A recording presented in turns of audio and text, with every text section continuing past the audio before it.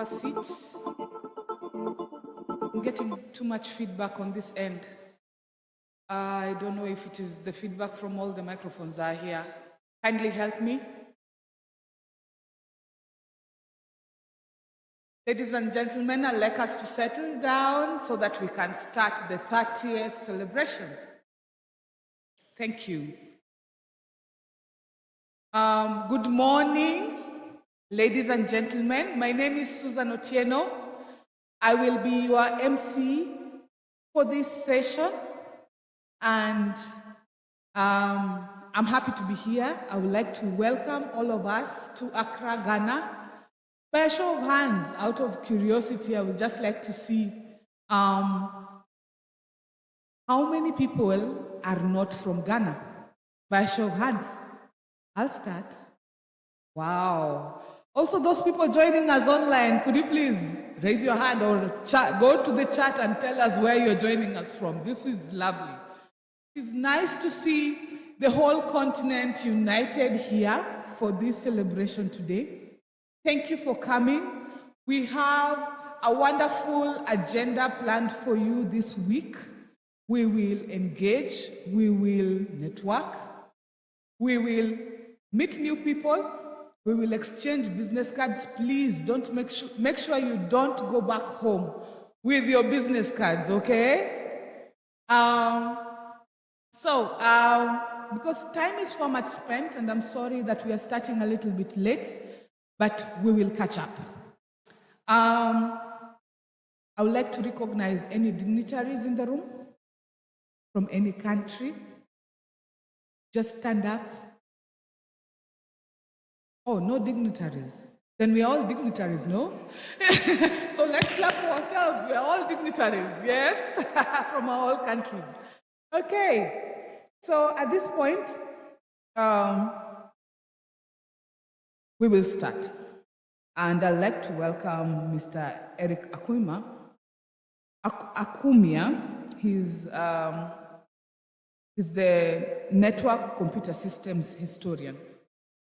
And with him, they will have a panel where they'll discuss different things and they'll make speeches first.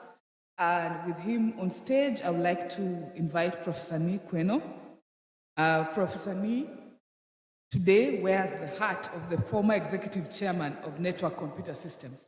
You will get to understand why I'm talking about network computer systems, because we are going back in history for 30 years. So assume we are 30 years ago, okay?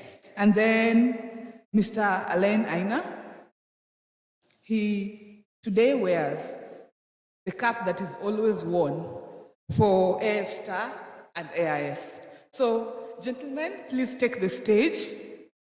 And yes, please. You can take the stage as his Emmanuel.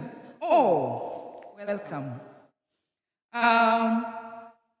Also, Mr. Emmanuel Ofori, he is the Digital Technology and Innovations in Ghana. He has privileged us with his presence. The ministry is here, and as we take this journey 30 years ago, I would like to welcome the gentleman to the stage.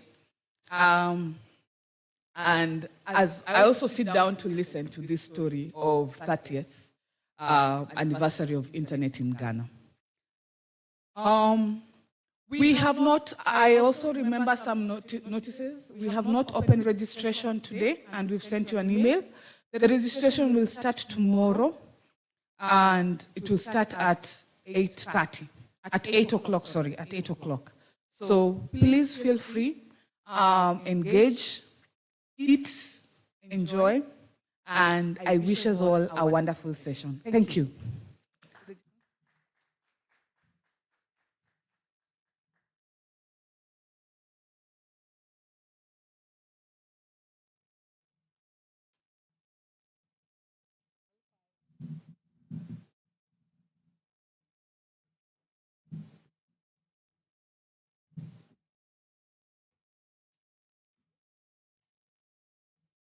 You are going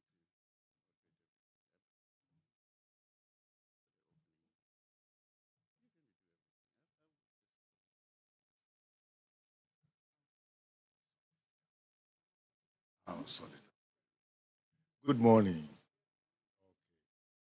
I see some persons of interest with respect to this particular session, the history. So allow me to take a few moments to make the note.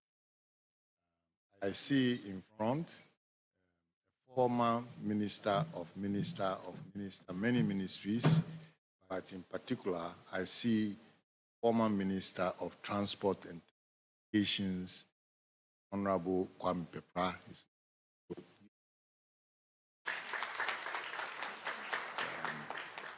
The significance is that in '93, if he had said no, there would have been no internet till perhaps 2000. But he said yes. And so, I also see Madam Estelle Boa, who is with C Squared, but also the chairman of NITA, also I believe CDN. So please, let's recognize. So what I will do, if now everyone else is recognized, thank you all very much for coming. But perhaps what I might do is to ask Eric, who are the co-chairs of this self-organized event alongside AIS, tell us what they went through to make this happen. Then after, there is a program that following. So tell us about who we kick off. So, Eric, look at them. They are trying to decide who's. Welcome.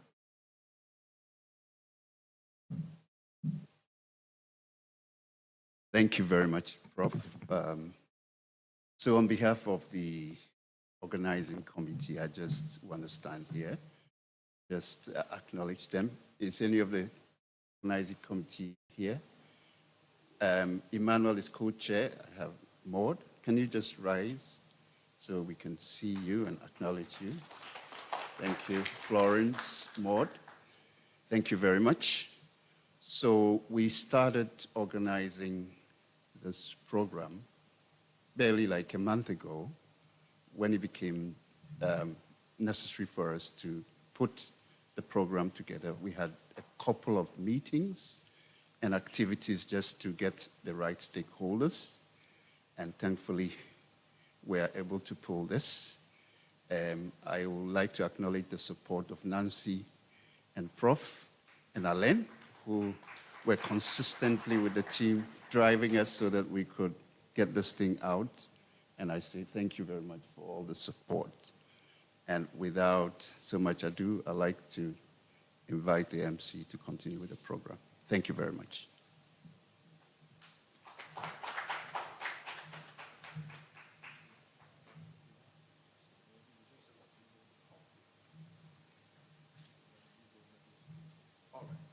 All right. Okay. I think according to the program, you need to get some welcome statement from me, and then we'll continue, if that is fine. All right. Merci. This is the 30th anniversary opening, and it's a bit of the story, my version of the story of how the internet came to Ghana. And I'd like to thank, of course, the organizers for making this brief session possible. I'm glad you are able to be here to document the history of the arrival of internet in Ghana and to recall some of the dynamics of the time, which were not straightforward times. It turns out that things of significance such as this don't just occur, they don't just happen. They occur because some people made a decision or made it happen. And I think for the moment, we will mention some of them towards the end. At the minimum, as a principal actor, I would like to thank them for helping me make that initial connection, which is a fact in the history. And I do so especially as we take the internet for granted quite often. And we shouldn't, because it may not have occurred much, much later. Majority of Ghanaian population was not born when this occurred. How these personalities, I will mention later, knew the science, the technology, the policy, and community actions required to achieve this by themselves and without donors is really very liberating for me. Okay? This is something that was done homegrown with all the facets, academia, policy, industry, even competition. The atmosphere at the time was one of the environment of President Rawlings, Ghana Can Do era. In the background also, there was the context of Nelson Mandela being released from incarceration. It was an era with euphoria about freedom and what Africans can do.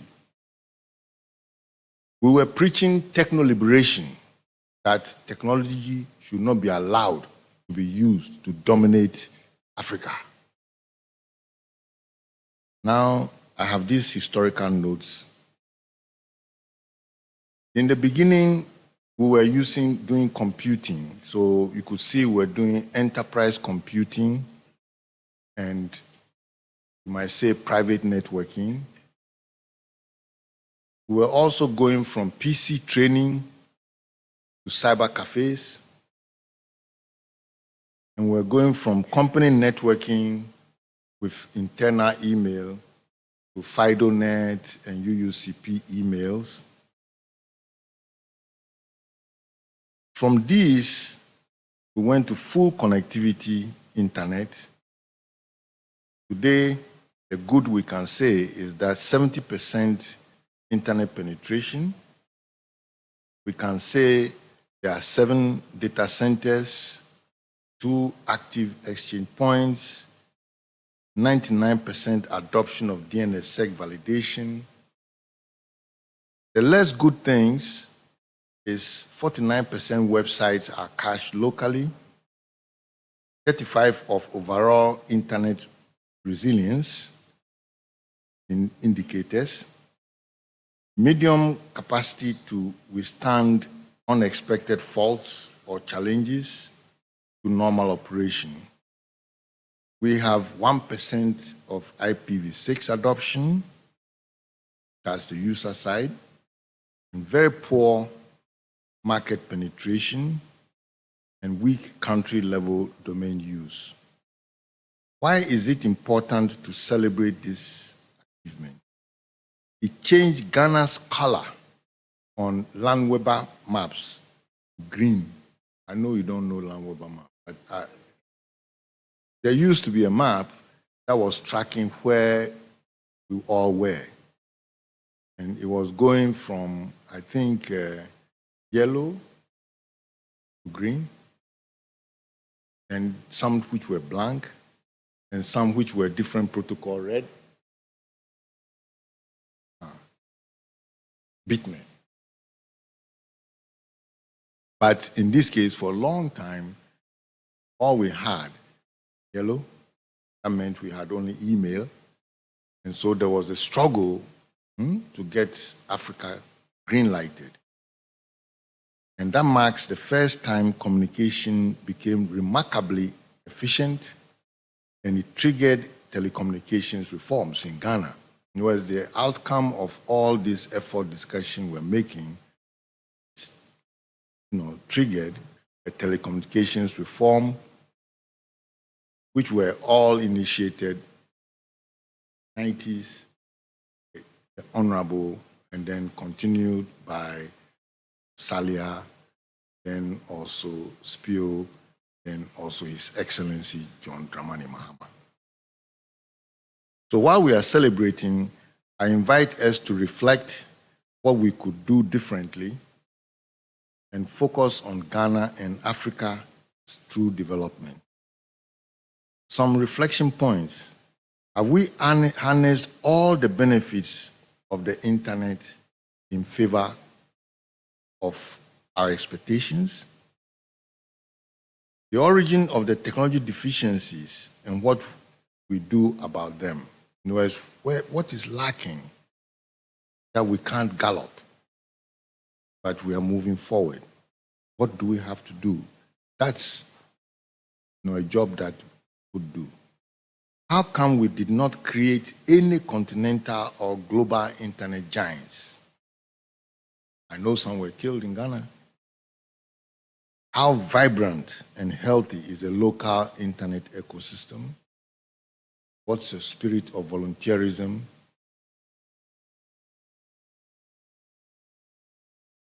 I have no power to give awards, champions over the 30 years, because every user adds to the internet. So who am I to determine the value of a user's contribution? I don't know which contribution is our favorite. Some of the uses are big balls. Some of them are big business content. Some of them are entertainment. Some of them are scientific discoveries and things going on. So I don't know what is favorite. But I know those who helped me to attain that elusive first connection. And I'll tell that story, at the end of the session. Anyway, I wish you a very good celebration, and thank you very much for your attention. So with that, I believe that Len, want to make.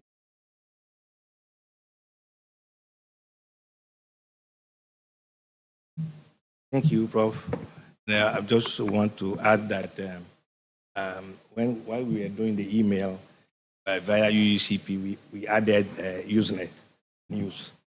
At that time, we were able to install the distributed node for Usenet, so that when you connect via the UUCP, you can download the news and send the news. Then the people connecting locally can view the news. And these news were very instrumental, helping us learning how to build the services. But that time, we didn't have the Google. We didn't have, I think the searching engine like AltaVista, the Yahoo came later. But we were using the Usenet to do that on the UUCP things. Then. Okay, so thank you, Prof, for giving me the opportunity to say a few words. I've been part of this journey, but not from Ghana here, but in Lomé, in Togo. But we couldn't in Togo have achieved in 97 the first internet connectivity in Lomé without the assistance we got from NCS. So what happened on the 21st August 1995 was a big milestone, not only for Ghana, but for the whole Africa. The internet in Ghana inspired and helped internet penetration adoptions in Africa. And it started by the Ghanaian internet pioneers, which Prof said he will mention later, embracing the key principle of the internet, which were openness, collaborations, and cooperation. Ghana became the gateway to the internet for the neighborhood countries. They were happy carrying an email through the UUCP link they had. Then when the first IP link got established, at that time it was 14.4 kilobit per second. Okay? Don't laugh, but it was working. I was working at that time. So it was very expensive. Prof didn't want to, but he would come. It was very expensive. So then you could see, but they were happy to carry our email from Lome. So we connect via UUCP, we push our mail to them, and then it goes through that link, etc., etc. We were not paying, but I don't think he will ask us to pay.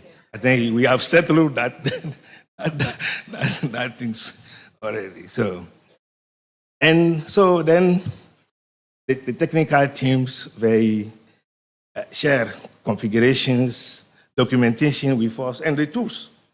And sometimes when we see not make it happen by trying to connect via the modem and use Telnet. This day, you guys said Telnet should go away, but Telnet was our favorable remote access. So they use Telnet to connect to the box and to help fix the configuration at that time. So based on the discussion which happened at ITF, INET 95 in Hawaii, where the Africans met to discuss about how can Africa be part of the internet. Then the Hawaii was in June. Then, but the connectivity happened in August. But I think the things were already prepared. The dish, everything was prepared before you went to the INET 95 in Hawaii. Same thing at INET 96 in Montreal, said that Africa should be part. Africa should own part of the internet. And get what? The symposium, the African symposium at INET 96 theme was Beyond Basic Connectivity in Africa. In 96, we were still struggling to have something, but the symposium discussion that time was Beyond Basic Connectivity in Africa. So they started mounting the pressure on us. In 97, the first proposal to create Afrinic was presented. It was drafted by 4 people, including Prof. And most interesting that the proposal at that time proposed that Afrinic registration activities be managed from Ghana. And I want to quote section 7 of that proposal. Office location. It is proposed that the day-to-day registration business of Afrinic be conducted out of the office in Accra, Ghana. Ghana had full internet connectivity since August 95 and has several ISPs. Ghana geographical positions near the equator also make Ghana attractive from the point of view of compromise between the northern and the southern Africa. Network computer system, an ISP based in Accra, is able to provide the use of the internet in the office. NCS has also offered to make some of its staff available for Afrinic. During the formation of ICANN in 98, I will wear my glasses, so I was trying to impress you that I can read, but I think I should. I wanted to look young, but I have to. So, during the formation of ICANN in 98, the interest to have Africa part of the internet, yes, it was obvious that. So Africa, it was clearly discussed that Africa should be there. Then it took us to Cotonou 98. I don't know if there are people who've been to that meeting, Cotonou 98. Yavi, you were there. I still see you in a picture. Yavi, Cotonou 98. So the Cotonou 98, so it was a meeting of the Africans who used to attend the INET, who all got together in Cotonou. And the title of the forum was African Regional Conference on the Internet Governance, Administration of Internet Protocol, and address domain name and strengthening emerging African institutions. That was the theme of the Cotonou. And at that Cotonou meeting, Prof gave an update on emergence of African internet institutions, which took us to the creation of what we call AF stars. And then from Cotonou, we started building the institutions. We started with AFNOG in 1999, and then AFNOG hosted its first workshop and conference in Cape Town, where we managed to convince the whole world. We built the consensus for Afrinic in Cape Town, and then it followed by AFNOG in Accra, Lomé, and Kampala, and etc. It is important to mention, you see the road from Cape Town, Accra, Lomé, and then Kampala, because at that time, Charles Musisi from Uganda was one of the key partners in the AFNOG thing. So then AFTLD follow, Afrinic follows. So AFNOG Secretariat is here in Accra, in Ghana, Accra. And since AFNOG has trained more than thousands of engineers on running network and providing internet services. Many other institutions got created. Some of them disappeared. Some of them merged with the existing. Some of them did not survive. So Africa was able to participate in ICANN. So, but by saying this, you could imagine, from the story I'm telling, we were fighting to have internet, okay? But they're already asking us to plan for beyond connectivity. ICANN was coming. We need to be part of ICANN. We have to build AFNOG, Afrinic. So you can see we were forced to be present on many forums. And maybe this is creating a problem for us. People think we are everywhere. And now it becomes maybe a problem for us. People think we do too much. But if you go back to the history, we were forced. We were forced to go AFNOG, Afrinic, ICANN. We were forced to be everywhere. But since then, I think we've managed to bring the youth and the women with us. But we are still visible, but so it may be because it is the consequences of the history. The first African director of ICANN was elected in 2000. He's from this country. I don't want to mention it. So maybe we will do a draw. So if you manage to say who was that directors, I can give you this old tablet. The first African director from ICANN was elected from here. Then Ghana tried to and met the condition to host ICANN meeting here in 2002. To organize ICANN meeting, have requirement. And the connectivity requirement was one of the important things. But it did happen in 2002 in Ghana here. So then the journey continues with its challenges, with success stories. You all hear about Afrinic, but I think Afrinic is coming back. So I will conclude by saying that my thought goes to the comrades who left us, to those who suffered because of their contributions and sacrifice to bring internet to Africa and Africa to the internet. Thank you all, and happy birthday.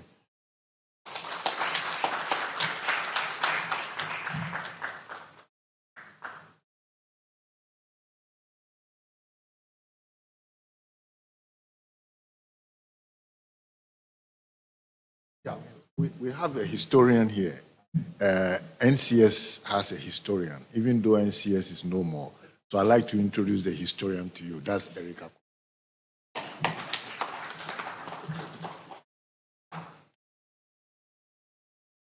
Yeah, so thank you once more.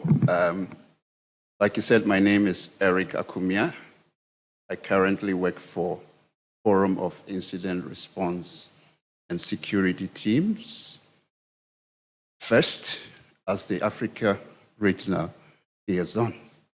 But I was first born and bred in NCS. That's my origin. So I agreed to be part of the team that will document the things that NCS did. You know, in this part of the world, sometimes documentation is a challenge.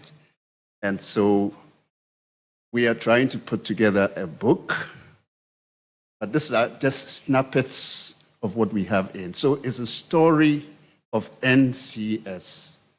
How did it start? What are some of the things they did? And it's like the sunrise and the sunset of NCS. Something happened and there was a shutdown. So that's what I'm going to go through. Should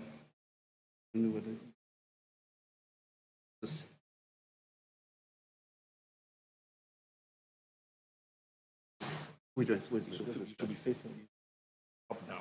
Yeah, I like to even do some rubber doo downstairs. Yeah. All right. So in this presentation, I'm going to just look at the background and you know, the visionary, the person who thought about all these things that happened, and just a brief introduction.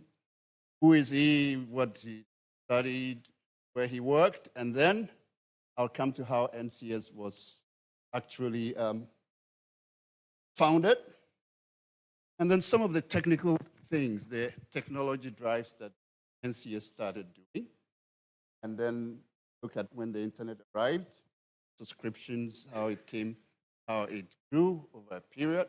Then we had introduction, some of the internet Ghana and Africa Online. Is the internet.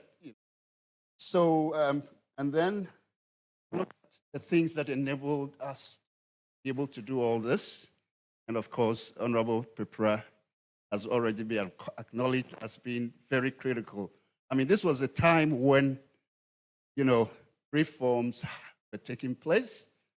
96, we had the NCA being established and so forth. So we predate all these things. And, you know, being an incumbent, once the laws, it becomes, you know, kind of, and then we'll look at the shutdown quickly and some few recognition.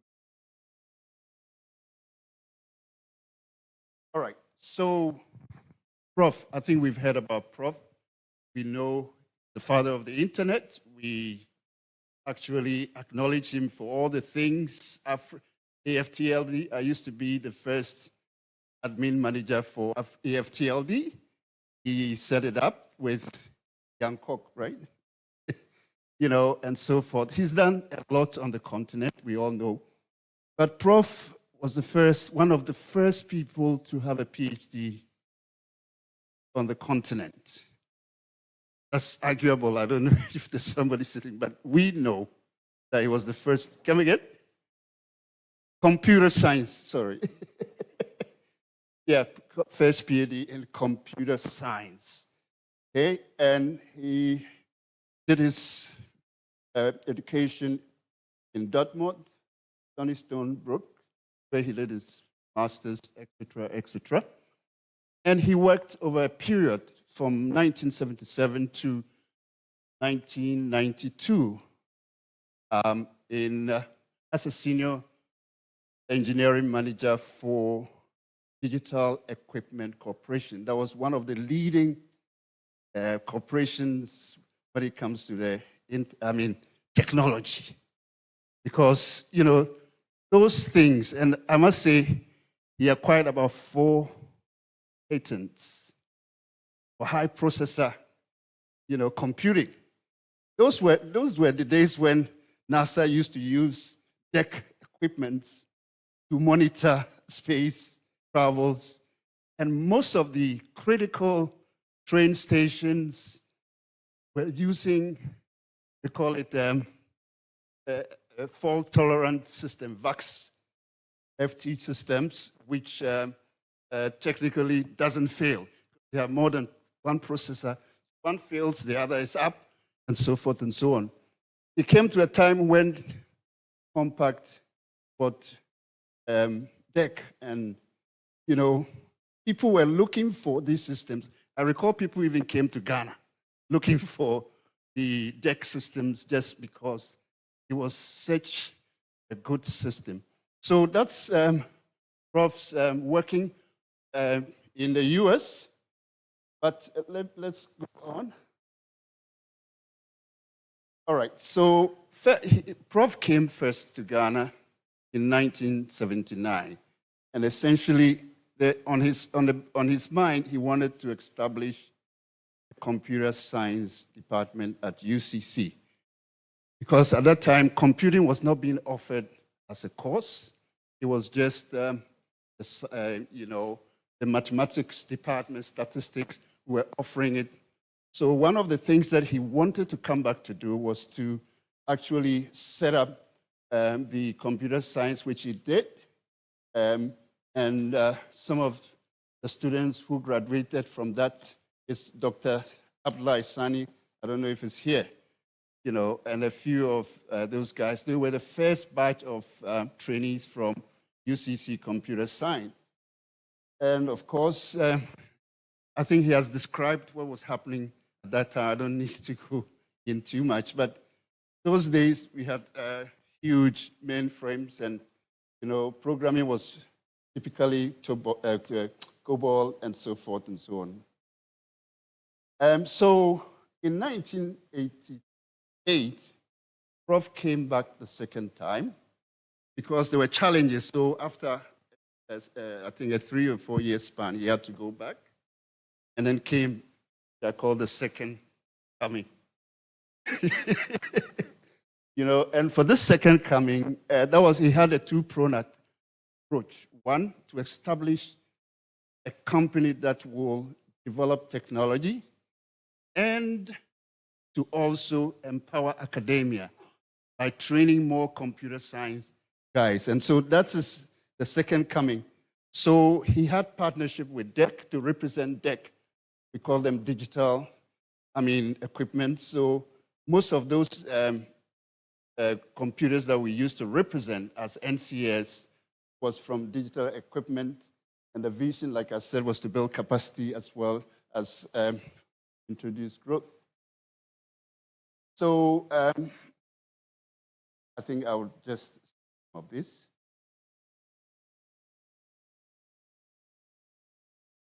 So NCS did a couple of things, yes.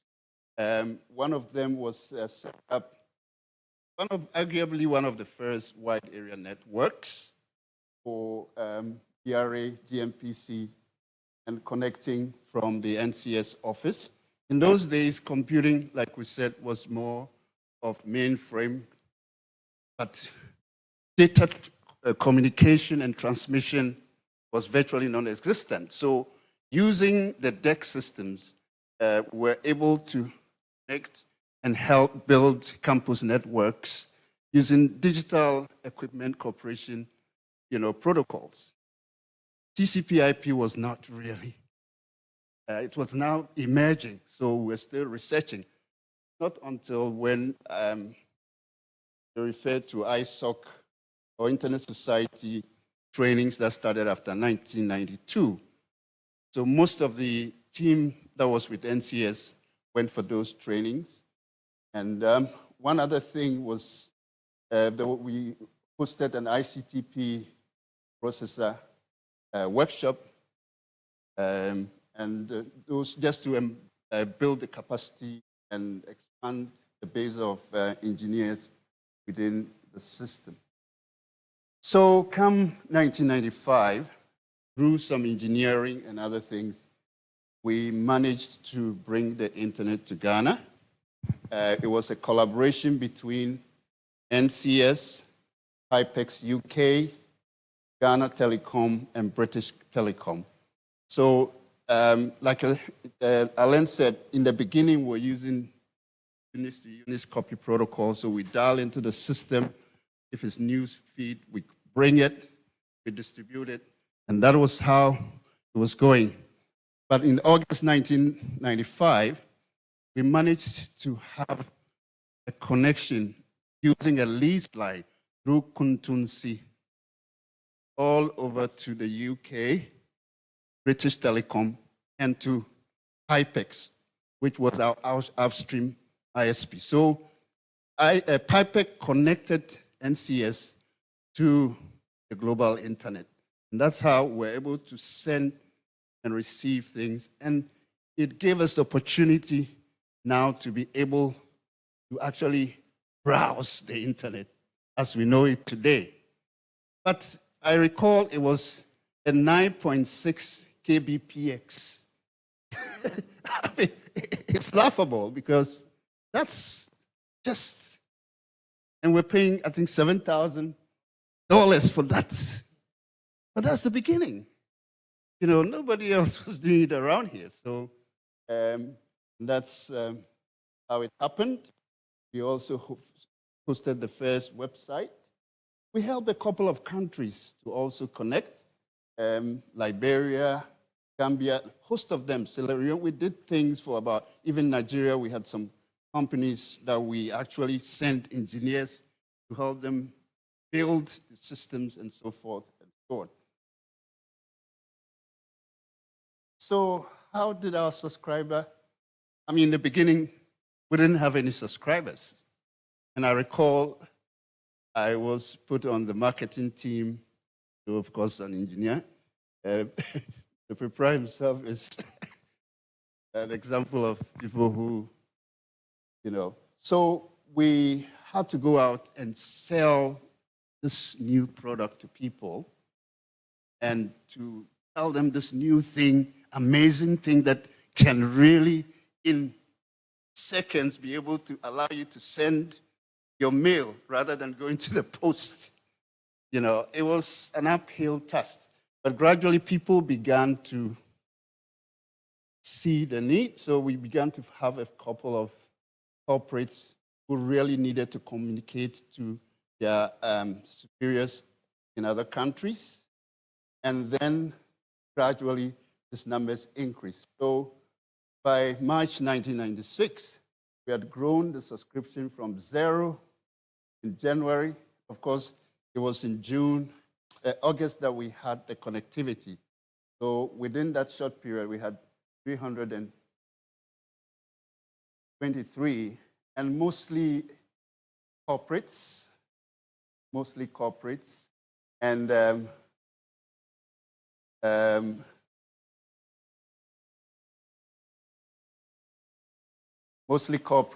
and we had a few people who were also individual, but mining firms, they really needed to connect with their, principals, media houses came on board, and government departments, and so forth and so on. So we've talked about how we're connecting, dial-up point to point. So we used to have a rack of modems in our office. And so if you subscribe, you use your modems. These days, we don't hear that people song. For those of us who know, you know, so you connect. And once you connect, you can now be given access through the telco, which was providing the connection until we got approval to put up the first dish, which gave us opportunity to do a much bigger 14.4, you know, and from then we started increasing the capacity of our link, you know. So that is how it began. We also tried to decentralize, so we got banks of modems in other cities, Kumasi, Takrady, Wa, so people will not have to dial all into Accra. Those days, the copper had problems, and so, but, you know, Ghana Telecom was trying to improve, so the more lines we got, and we got people, POPs in the other cities, the less pressure it was on the Accra bit.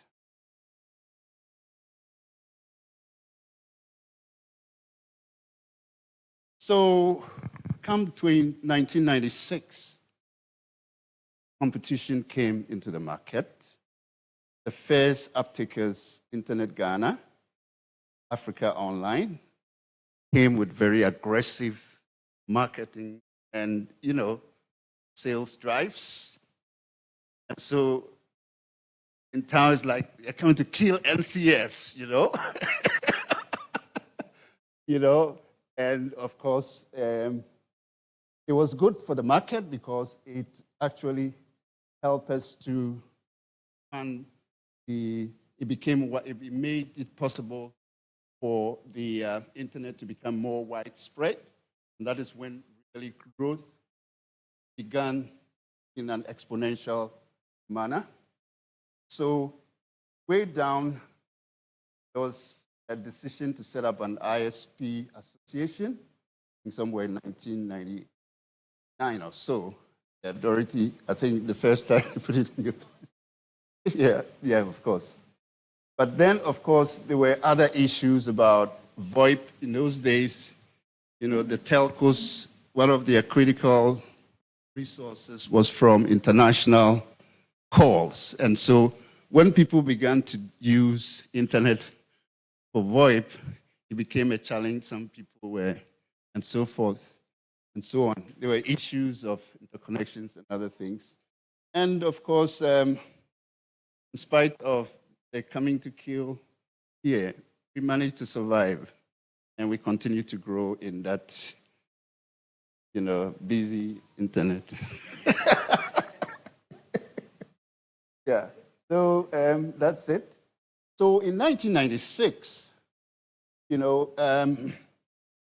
the Ghana environment began a privatization of the network. So there was, I think, Telecom Malaysia came in and took 30% shares of Ghana Telecom. And then the NCA was created to regulate. Definitely, it used to be a monopoly. So once there was competition, then needed to have somebody to make sure that it's regulated. The second operator was licensed. And then downstream, we had the mobile. Of course, Mobitel started a bit early before the regulator, but the others also came on board. Because now there was a regulator to regulate these things. And so the privatization helped in actually growing the subscription until the telcos took over, and now it's like that 70% of people in Ghana have access and so forth. One of the things NCS did to ensure that people can manage the networks, Alain said in 2001, is it 2000? 2000, Cape Town. That's when AFNOG had the first meeting. And then through that meeting, we started a couple of, there were some trainings by Internet Society, because a lot of the people who were with us had actually gone to the Internet Society development countries capacity building, and they needed to train people in Ghana. So there were a number of trainings that we did between 96 and 2000 just to train more engineers to be able to manage the networks. And that was when Garnet was, we'll talk about the formation of Garnet and the GH-LOC, because that was a derivative from AFNOG. There was an E0 program which required that countries will start their own NOCs, and we did that by 2009. We started our own NOC in Ghana.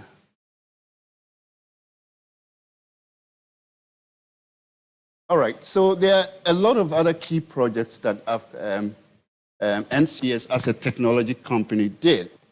So we had the company that set up the first SWIFT interbank network between 1993 and 1996.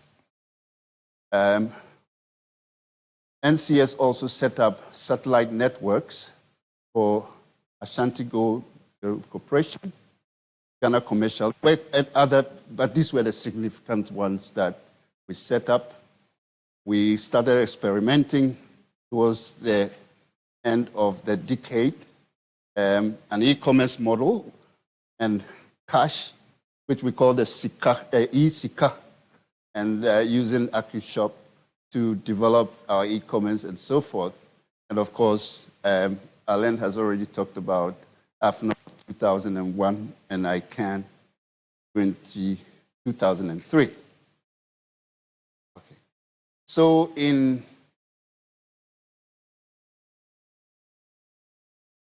quickly, in 2003, there were issues around, what should I say, issue around lands and resulted in the shutdown of NCS, and all the staff and everybody had to go. And through that, NCS reinvented itself as Ghana.com. And so just so that we know the history and so forth. Now, just in concluding, I think all these things have been made possible through people. NI has been honored across the globe. ICANN, the first board member, inducted into the Internet Hall of Fame, won the John Postel Service Award, Ethos Award, and leadership's role in all these institutions that I've already mentioned, but ultimately the father of the Internet. So these are the gallant men that helped Prof to do all this. We're all part, but we came in as latter-day saints, you know. But we have William Tevi, who is the first IP engineer, Andrew Ayitebule, Charles Edward Godfrey. And then for the engineering team, we had Joseph Annan, we call him Amas, Mike Baidu, and David Kumi. So this is just a snippet of the history. Hopefully, once the book comes, we will all be able to have access. These are some of the policy recognitions. Honorable Pepra being one of the people who significantly supported this. And then Honorable Edward Salia, the president, the current president. He used to be the deputy minister and then minister. And Isaiah, who recently passed. So this is the history. And this is just a timeline from when it started and where we were in 2020. On that note, I'd like to thank you all for your time. Sorry for being late. Yeah.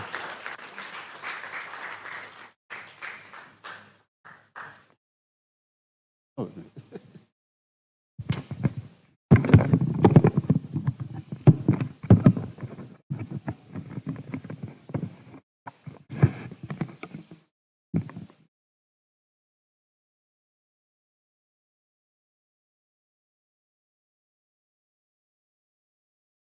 Thank you very much. Let's give him a round of applause.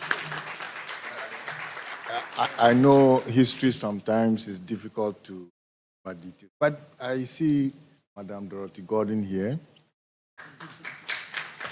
and that's the former Director General of Kofi Annan ICT Center. Glad that you were able to grace your. Thank you very much for that. I think the next activity we have is to get someone from the ministry to paint a picture of the policy journey. And I think we are very fortunate to have Mr. Emmanuel Fori, the Director of Innovation at the Ministry of Communication and Digital Technology Innovation. So, you have the floor.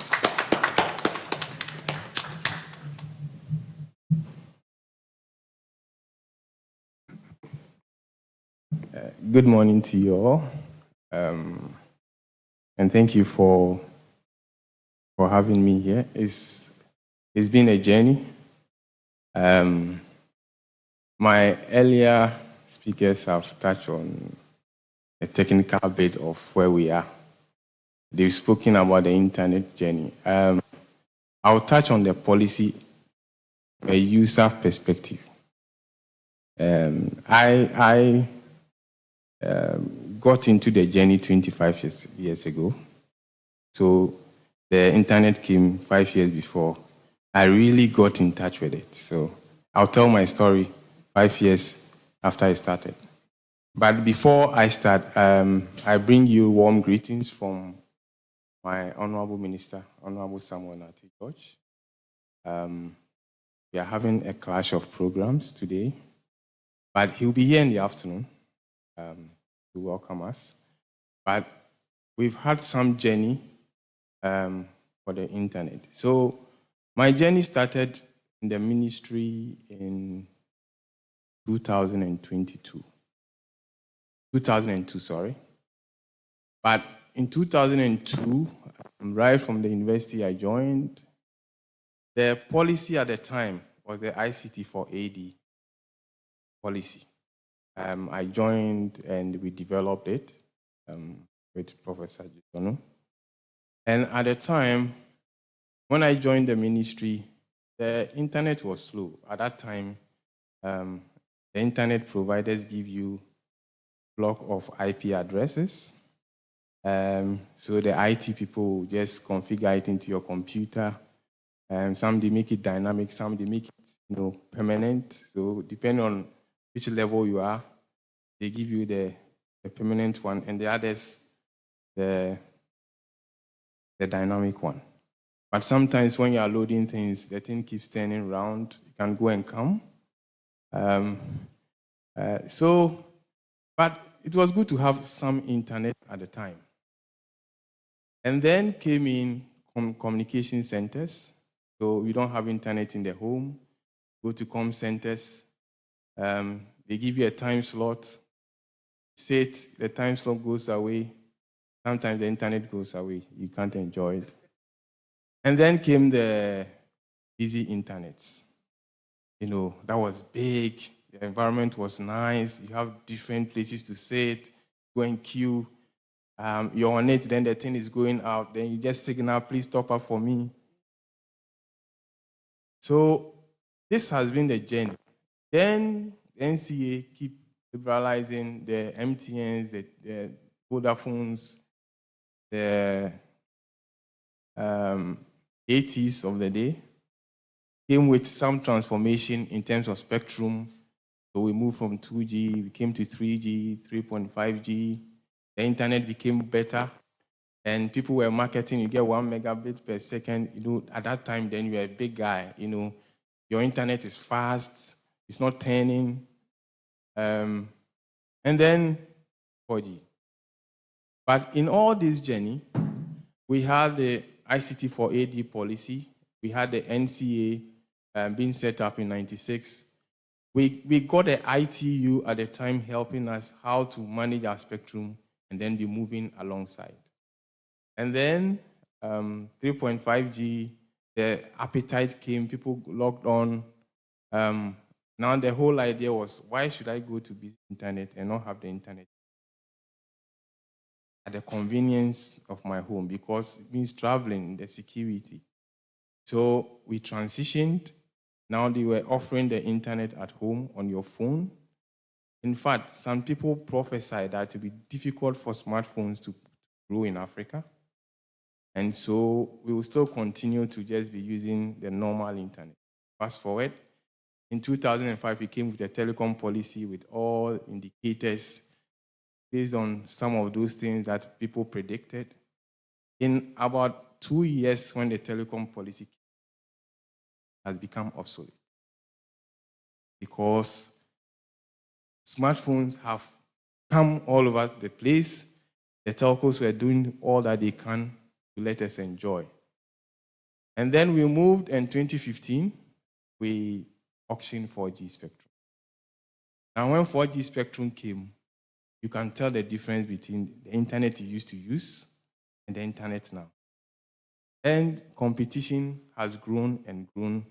We are here. So as a user, I've seen all the faces, and now at the comfort of our phones, we can do marvelous things. 5G is here, 6G is coming. There's a lot of things coming. But in all this, what has promoted the use of the internet is the applications and then the user experience. And how those of us who are young feel that we cannot wait, the internet has to be fast because we are using it for other things. Social media has come to make it more lively, so there is more pressure to get these things done. But in the midst of all this, the cost of the internet compared to other jurisdictions, we feel we can do something about it because now innovations thrive on this platform. You can be in Ghana and still work abroad, but your internet must work. And if your internet is not working, you can't do stuff like BPO, where people can service because there is some specification of internet speed. And we also got our data centers in place. We got people, private sector also getting into the space. Now we are moving and venturing the data mode where data is everything, but the internet must support the data that we generate, be able to transform our economy.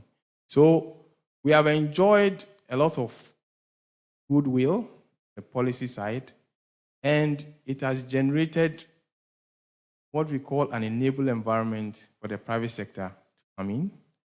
We've seen now that it is no more the dial-ups that we used to have. It's now fiber to the home. And so you get enormous speeds. And we feel that we shouldn't make fiber to the home an elite thing, a class thing, but something that everybody must enjoy. Because once we all can have economies of scale, we all can have access to some of these technologies and access, it helps us to bring the cost down. And it opens up the space for a lot of innovation, especially to address issues of unemployment. Technology can help, internet can help us to be able to do that. So as a policymaker and as a user first, I see myself that in the next 10 to 15 years, internet access must be so ubiquitous. We should be able to have hotspots all around so people can have access and be able to move along the way. And we are trying as much as possible to also expand connectivity to most rural areas. And that is what GIFEC is doing to ensure that as we are in the urban areas enjoying the fast internet and fiber to the home, others are still on 2G, 3G. And we need to transform that. And once we are able to do that, the whole ecosystem becomes open and it will transform the country that we have. So it's good to celebrate. But, Prof, I want to say something that we don't do well as a country. And maybe we can think about it. In other jurisdictions, when you go, you can go to a museum and see these things. My children cannot see this. They are not here. We are telling the story. But all they know is 4G speeds. But we didn't just get here. How can they benefit from this history? We need to have something to tell our story, somewhere that people can visit. We don't need to have a forum like this that people can come. It can be part of the tourism promote. So all the journey that we have gone, we need to put it somewhere for the story to be told. So I can take my children there and tell them where we have come from and where we are now. So they shouldn't take it for granted and be able to be appreciative. Once we are able to document and have something like that, then we can celebrate people like Prof and what he has done and what others will build on. Thank you so much.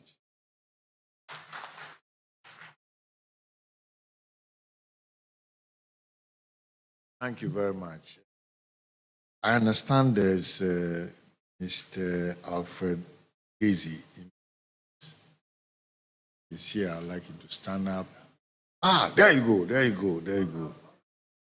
Oh, excuse me. Oh. Me, my mouth is ChatGPT. And this is the MC of Kole Klote. and he's also a one-time strong competitor from Internet Ghana. We were the first two ISPs. And notice that they're all homegrown, eh? So there was something happening here, and you had a stint at NCA as well. So we enjoy seeing you here. Thank you very much for coming. I think we are at the end of this first session, but Mr. Ofori raised something of interest. Some countries do have an internet history museum, some of which I have contributed to. Unfortunately, we didn't quite follow that course, and I couldn't champion it because I was being chased around anyway.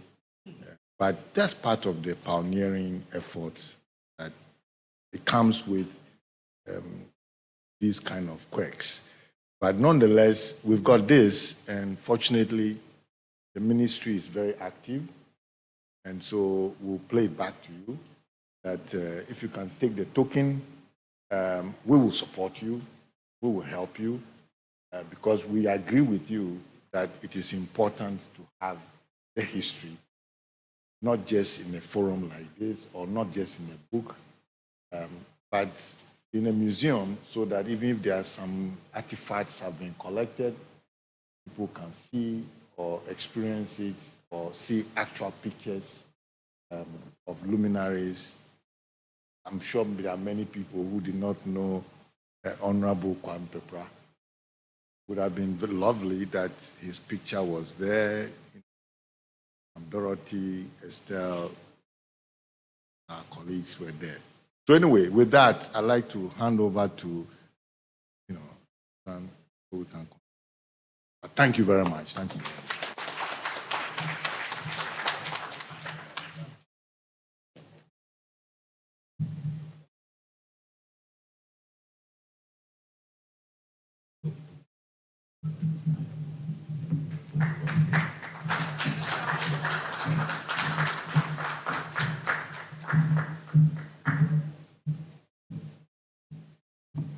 Thank you so much. I don't know what people do on their 30th birthdays. I can't remember what I did. But I remember there was a song. I don't know if in this context we are ready to sing. Or, okay, because I've ambushed you, I'll ask us to stand and just clap that Ghana is 30, the internet in Ghana, 30 years old. Let us stand.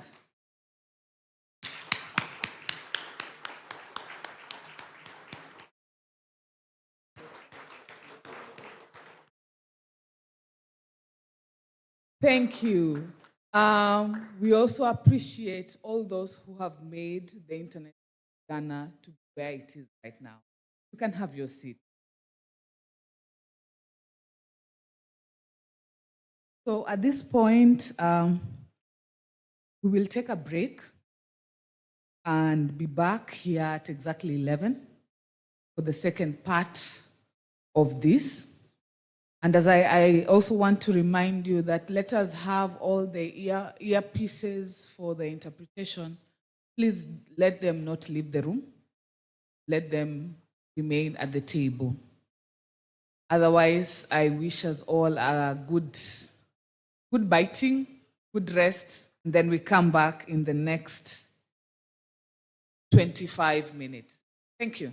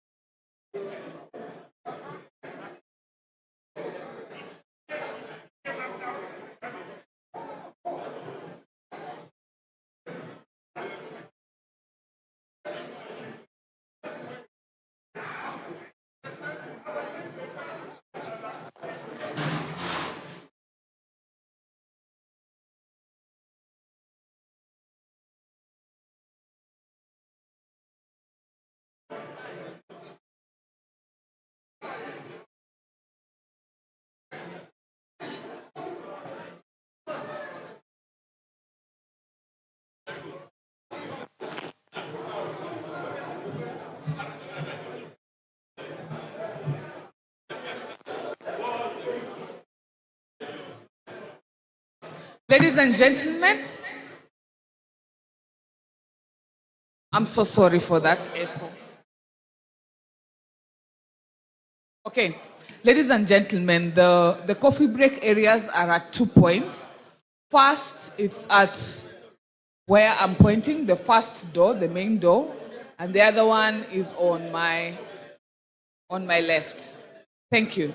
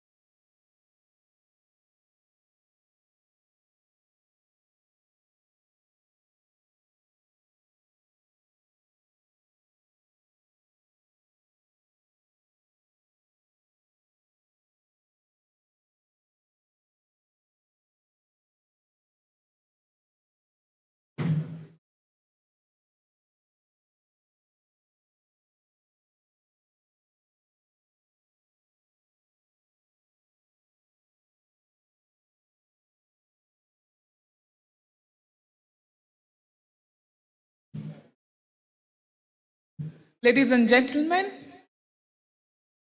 if we could just settle down, and we will be in a position to start in the next 1 minute. Thank you.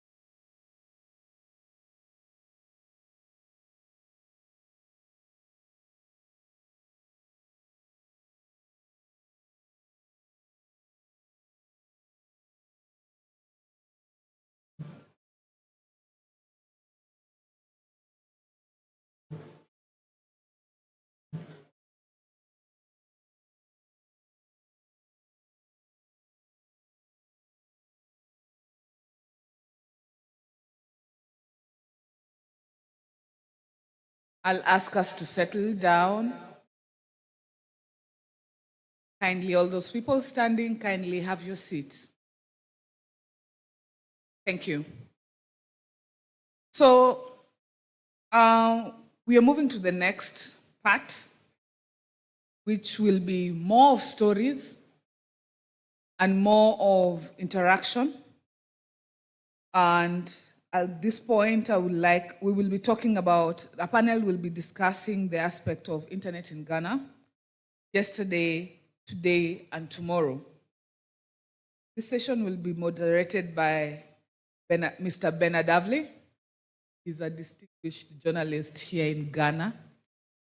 And I'd like to welcome him on stage to invite the panelists as well. Thank you. Thank you very much. Please put your hands together for Suzanne. It's great to be here. Good morning to all of you. And for those of you who are visiting Ghana for the first time, welcome to the gateway to Africa. If you come to Africa and you don't pass through Ghana, you are an imposter. So you can go back to your country and say, I finally got into the right entry. And it's interesting. Today we'll try and find out whether the internet also, Ghana was a gateway, or whether Ghana was a follower. We have a very interesting panel. I'd like to invite up, in no particular order, these persons. You've actually heard from two of them already. So Eric Akomia is the historian with Network Computer Systems. Where is Eric? Please put your hands together for Eric as he comes back up. Thank you, sir. And you've also heard from Emmanuel Ofori, Director of Innovation, Ministry of Communication, Digital Tech and Innovation. So, Mr. Ofori, please come back up. Please put your hands together for him. We're privileged to have from NITA, Emmanuel Afari Ampofo. Is he here? Mr. Ampofo, Emmanuel Afari. Okay. We also have from MTN, the Chief Digital Officer, Ibrahim Misto. Ibrahim, or his representative. If you are from MTN, to represent him on the, let me know. And then we have Lucas Chigabatia from Garnet. All right. Okay. So I take it that the NITA rep is not here. The NITA rep is not here. All right, so this is what we're going to do. We're going to find out three main issues: the past, the present, the future, right? I suspect the first two panelists have given some indication of this history already. Eric is the historian, so I'm sure he's given some hints already of some of the stuff he will be talking about on the panel. And also, Mr. Ofori has given some government policy journey. So this panel is basically going to merge everything, right? So what are the key reflections for 30 years of internet in Ghana? What have we found out to be the key facts about the way the internet works in Ghana? And how can we reform to move forward? So I'm going to take my seat, and then I'm going to invite all three of you to make your opening comments. We'd like to make this panel interactive.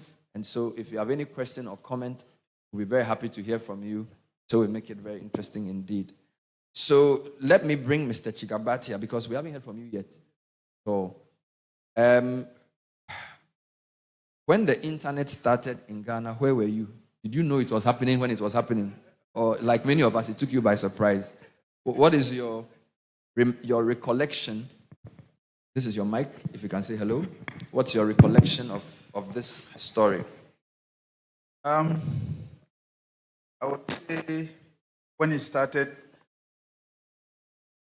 around. I was a junior manager at Unilever at the time, and we had, as a private institution, they had the resources to be early adopters. So I became acquainted with the use of the internet very early. We're using dial-ups, and at the time, you couldn't send mail directly from your desk to your target recipient. What you had to do was to send a mail to a collector at the head office, and then from time to time, those mails were then forwarded to the recipients. But that was quite advanced because a lot of other institutions and individuals not even have that facility. So I was around during the days of dial-up, delayed internet connectivity. We were aware of NCS, actually interacted with some of their engineers, but not so much. Do you remember how much you paid for what bandwidth? I cannot immediately recollect, but that was very expensive. I fast forward, I know, for instance, when I moved on from Unilever to Anglo, we had 10 Mbps that were paying $14,000 a month. Can you imagine that? 10 megabytes per second. Yes, that was 14,000 US dollars per month. Which year is this? That should have been around 2000. Yeah, around 2000. So this is Yes. 5 years into the internet. Yes, exactly.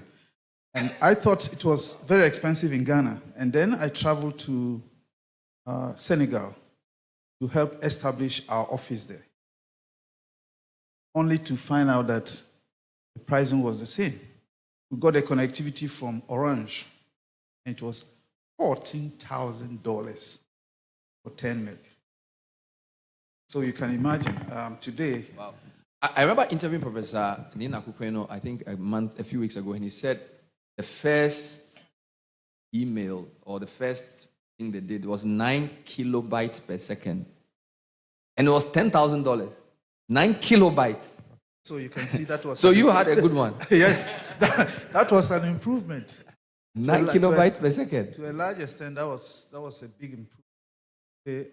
So we'll talk about the pricing today. It's much, much, much, much better. But this is just to give you an idea of how expensive it was. Mr. Kumia, what did you see that made you guys agree to pay such ridiculous amounts for such infinitesimally small bandwidth? I mean, because you were with the team at the time, right? So what were you smoking that caused you to agree that you would pay $10,000 for 9 kilo? This is like pre-diskette days. Diskette. Yeah. Did you sort of see? I just want you. What was the thinking like? Is it like you knew it's going to be big? We're going to make a lot of money one day, or was it just let's just try it? Well, thank you. You know, this whole thing of bringing the internet to Ghana was the vision of Prof. And way back in those days, I mean, it was a new technology. People didn't know about it.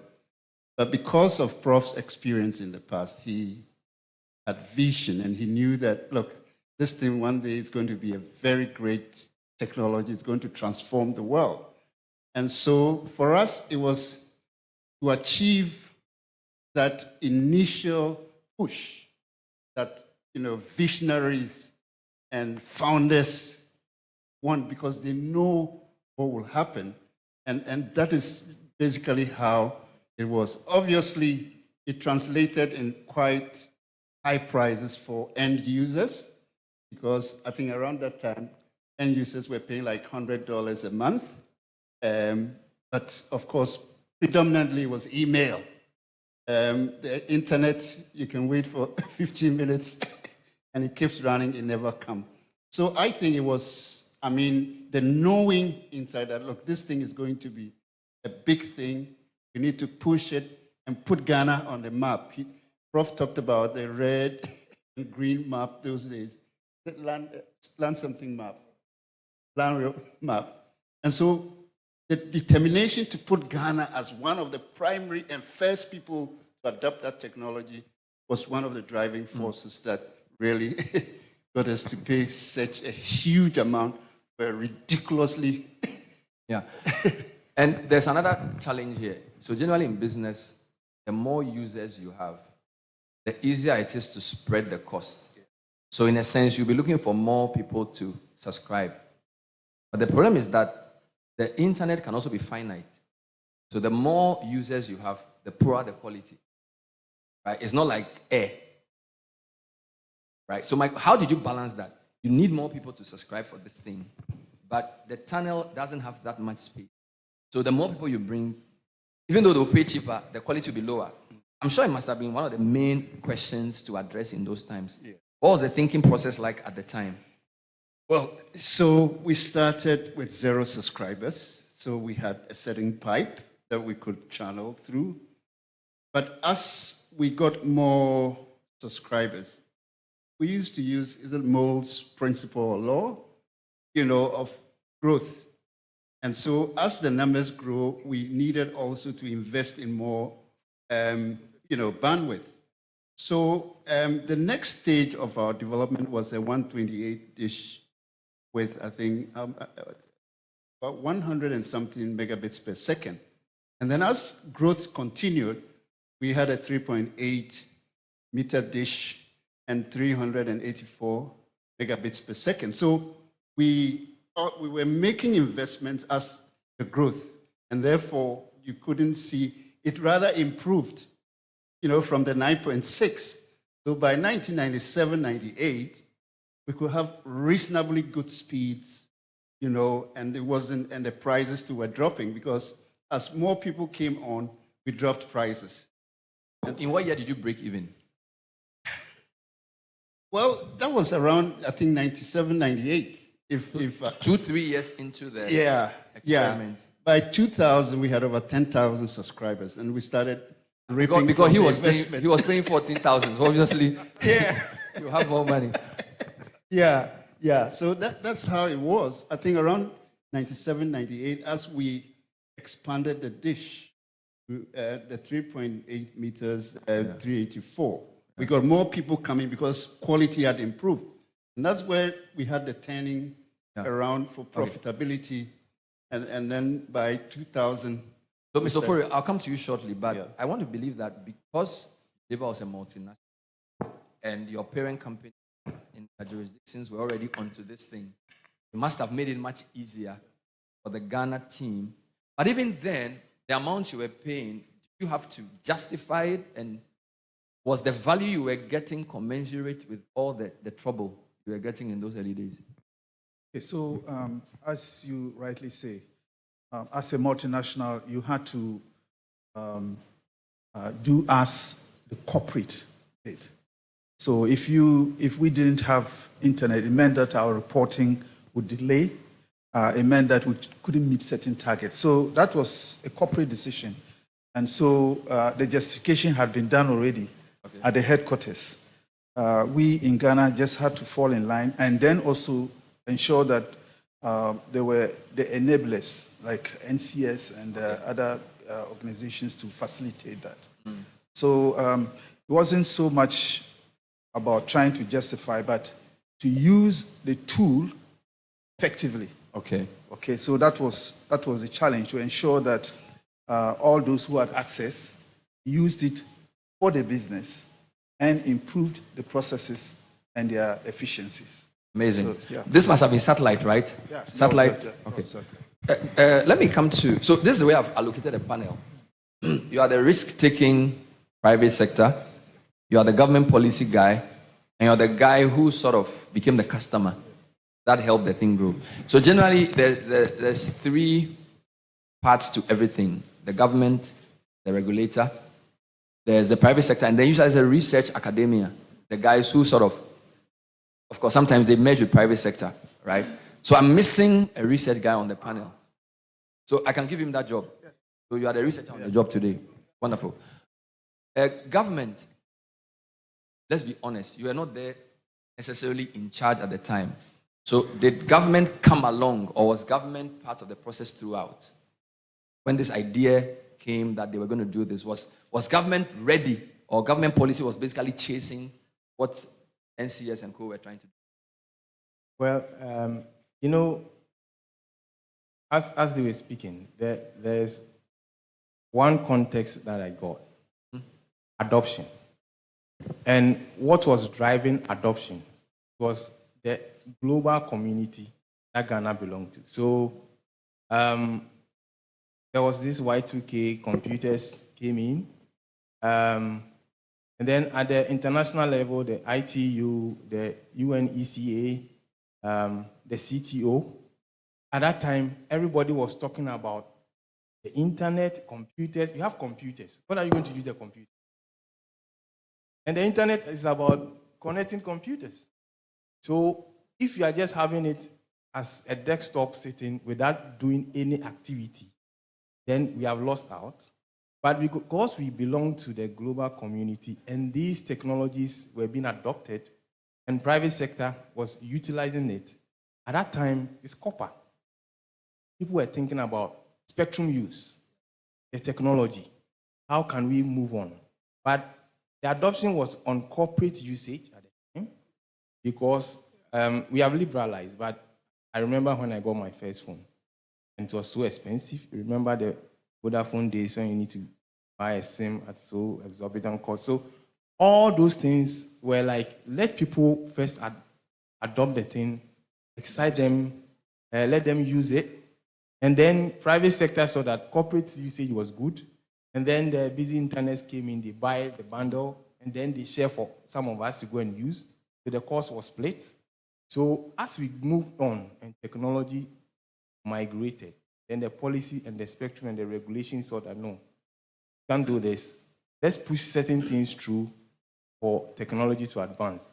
So what do you think was one of the most important things government did at the time to make this work? Because you and I know that no matter how smart private sector is in an African context, if government doesn't say yes, you're going to really struggle.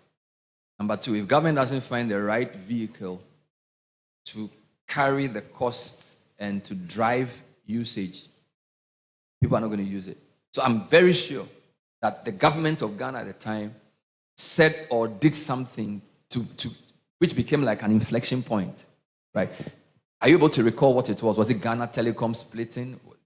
BNT? What was the most important thing that happened at the time to give this the next level? It's the time we did liberalization, and we have the minister here. Liberalization? Yes, that was the turning point for Ghana. Allowing others to come in. Because Ghana Telecom has been there. Post and Telecom, he has been there. Doing normal lines, Mobitel was around. They had a spectrum. They didn't know what to do with it. But as competition came in, the whole ecosystem changed because it is no more about voice, but trying to bring in something that can connect people more. And it is not about your jurisdiction, but elsewhere.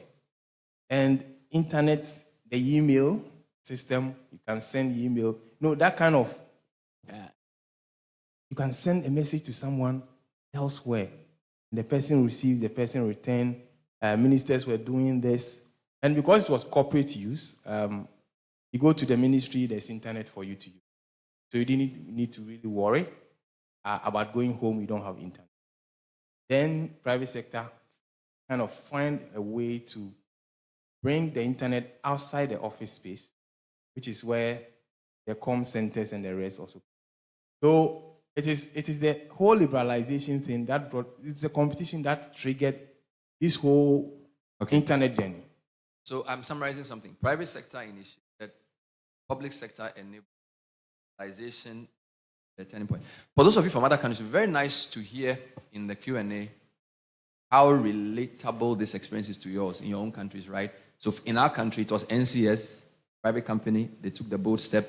They had a government that had the right mind to sort of play along. And then the minister opened the floodgates to the liberalization. Money came in, and the rest is history. It would be nice to know whether that's the same journey you've had. But let me do a few more rounds, and then I'll take those comments. So I think we've done enough about the past, all right?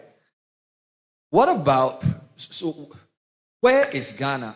Where we are obviously an early adopter if you compare us to other countries, right? So if you start early, you should still be in a comfortable lead. So the question to the panel is, are we still leading?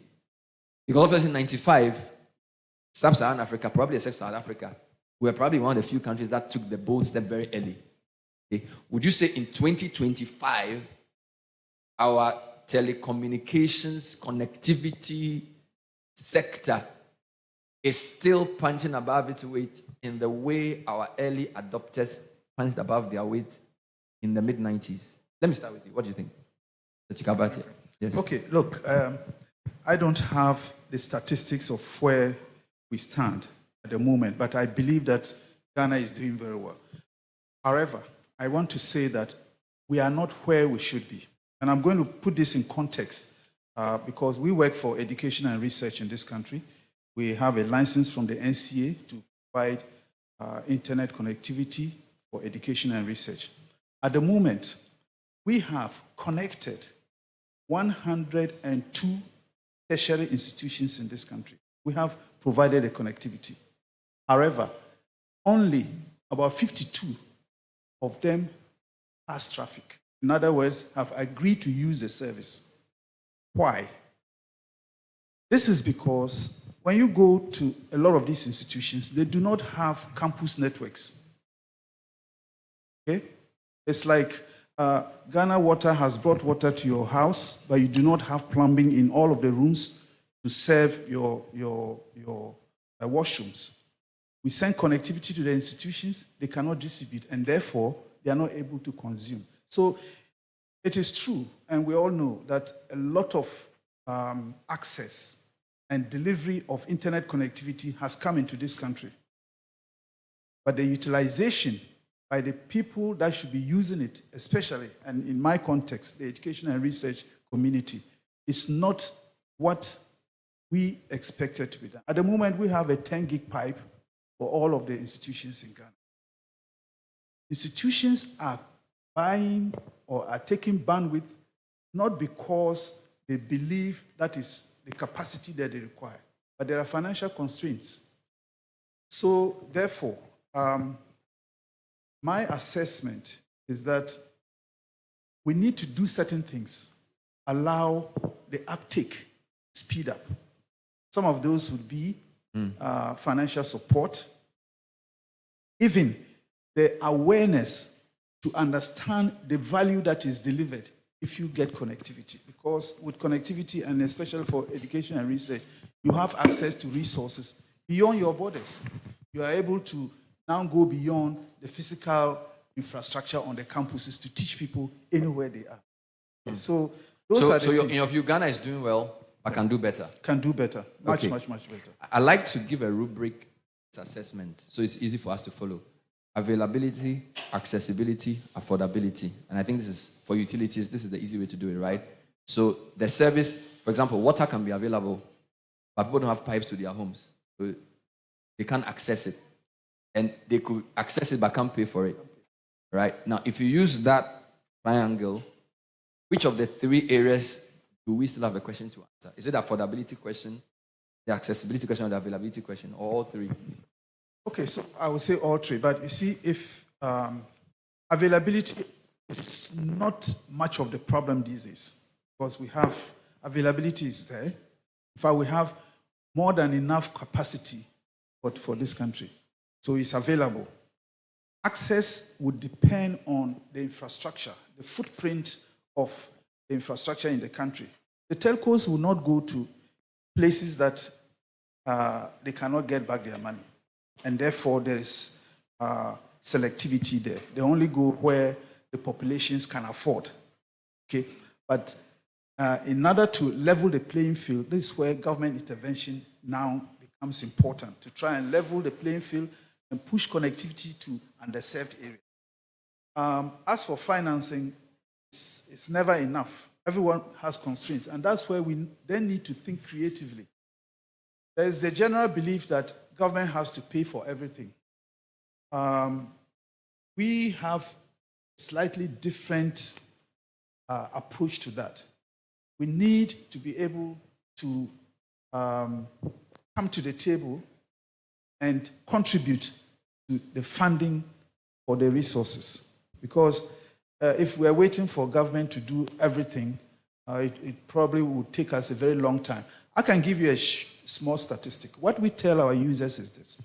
Any institution that has about 10,000 students, if every student pays 240 cedis a year, not a month, a year, they would be able to have 155 Mbps every month throughout the year. Are the students willing to pay? So can you repeat this? Any institution with 10K students and above, Yes. if a student paid 240 cedis Yes. per annum, Exactly. they would have at least 150 Mbps. Every month. Every Throughout. month. Throughout. And this is dedicated. Has anybody taken up the offer? Oh, yes. Oh, no. We have a number of, well, at the moment, the institutions that are on board pay. They do not, very few of them levy the students, because students are not to be levied unless that levy is approved by Parliament. So you find that it's the institutions that will subscribe and pay. Then, Sorry, 240 cedis is like $20. yes, $20. $20. For those of you who are not from Ghana. So $20 Yeah. per annum per student. per student. In a large university to be able to provide 150. Exactly. Wow. Should be able to do that. You find that some institutions come on board, they pay for 6 months, then they are constrained. They cannot. And they are calling on us, oh, can you suspend the service? So the question we ask is, what is the contribution of the students? So I think one of the biggest hurdles we have to overcome is to get students to appreciate the value that they get when they have connection to the internet. They spend more than that On their private phones. on their private phones every Yeah. 2 weeks. But it is very difficult to get them All right. to agree to do this. Thank you for that, Mr. Kabata. Mr. Akumia, same question to you. Where is Ghana? Are we still punching above our weight 30 years down the line? Well, let me just say that currently network computer systems is no longer as. And in 2003, through some kind of means, NCS was shut down. At that time, we had about 10,000 subscribers. If you do the analysis, if every subscription had about 3 people, we're talking about 30,000+ shut down. So that momentum of growth that existed suddenly. So between 2003 and 2010, Ghana was lacking. Others have come and moved forward, you know. And so that kind of lack has been with us till now. Ghana should have been in a better place in terms of leadership within at least the subcontinent, you know. But all the same, comparatively, Ghana is doing quite well. The statistic I just saw at the beginning of this year is about 70% penetration, which I think is great compared to other countries. Ghana is in a good lead. We could have been 90% by now, but because of the shutdown. Among other things. Yes. Mr. Ofori, you are from the ministry. I'm sure you have a lot of data. So objectively, if there's a ranking of countries with internet penetration that's available, accessible, and affordable, where does Ghana rank within maybe Africa? So,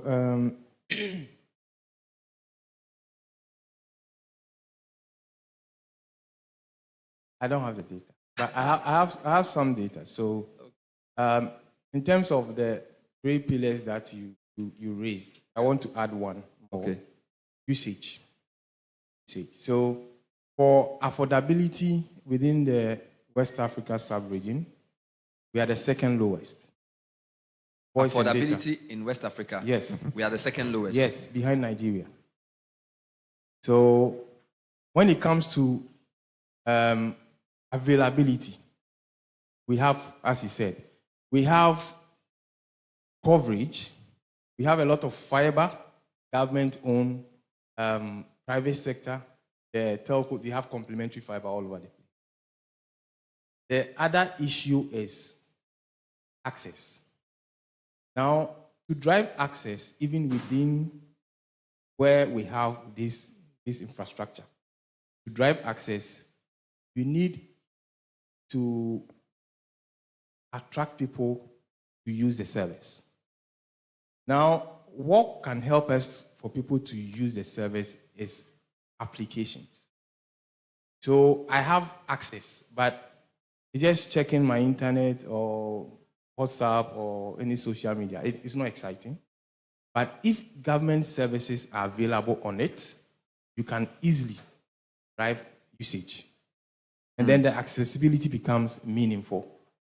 The other leg is coverage, where a lot of people around are outside the Golden Triangle, where people can afford, which is the rural areas, are not connected.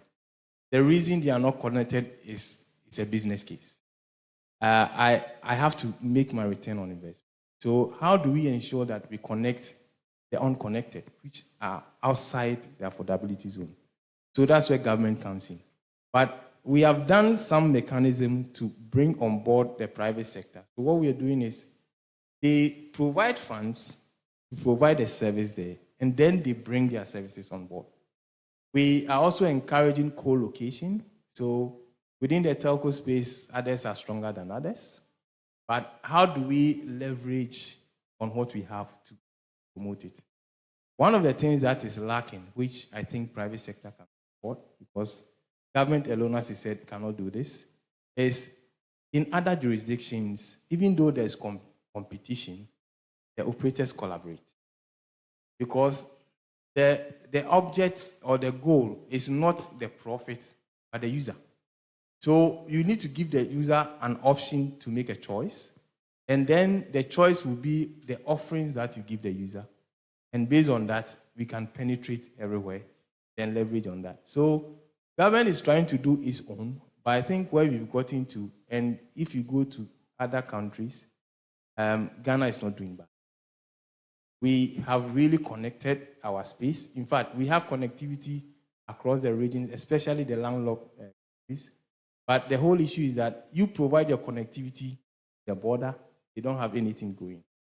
So we can't even leverage on that to bring down costs of internet around within the sub-region. Because if you have fiber connectivity across, then the cost of internet, because then it stays within. So those are some of the things that I think going forward, the world is talking about it. Get the over 1 billion unconnected to get connected. But it is the policy decisions, then the role of private sector. So what you're saying is players must collaborate, but the usage must go up. And that really is a function of how the economy itself develops, the educational system, innovation. So it's not all about the internet availability. It's about how sophisticated the economy is, how creative the citizens are, and how daring they are in using their talents to build apps and the rest of it. That's what's going to drive the usage, which will also reduce the cost. And then can extend. All right. I have a final question for the panel, but I'd like to just announce, for those of you who just joined us, that this is the Africa Internet Summit 2025, and we are having a conversation about 30 years of internet in Ghana. And we have a very interesting panel comprising a historian. Well, he does many things, but he's added history to his job now, Erika Kumia, who is a historian for the NCS, Network Computer Systems. We also have Emmanuel Ofori, who's the Director of Innovation for the Ministry of Communication, Digital Technology and Innovation. Then we have Lucas Chikabatia, who is from the organization. Is it a government agency? The mic, please. So, Garnet. It's Garnet, Ghanaian Academic and Research Network. We are not for have support from government, a license to provide internet services to education and research. We cannot serve the general public. All right. So this is my last question. Because there are three of you, I'm thinking in threes. So every time, if I fall, I think in fours. So I've given you the 3 A's: access, availability, affordability. I've also spoken about remembering, recognizing, and reimagining. All right. But now, the 3 of you, so you are government, you are private sector, you are research. Right? Who is more critical for the next phase? So for the next 30 years, right? All of you are important. But who's going to drive the growth of the internet for it to become transformational for our economies? Because my thesis is that whether the internet is nice and fast, if you can't transform from a low middle income country underdeveloped to a productive modern economy, you've wasted the resource. So the question for us is, how can we use the opportunity the internet presents to transform education, to transform health, to transform agriculture, to transform communication, the way we live? I think that's the question for all of us, right? So the question for you, you are the researcher, you are the government guy, you are the private sector, who's going to take the lead in getting this wonderful resource to transform the African continent? That's why we are here, right? Who's going to go first? Is it your job, or your job? No, end with government. I like to start with research, and then I go to private sector and end with government. Okay, so I think the domain that we operate in is critical. Critical. Education, as they say, is the universal equalizer. Education and research is a universal equalizer. What that means is that regardless of your background, poor home, rich home, if we have equal opportunities to education, then we can perform equally well. And therefore, if we're able to use the internet to transform education and research, that's a good starting point. After all, we go to school, we get molded, we acquire skills to do what?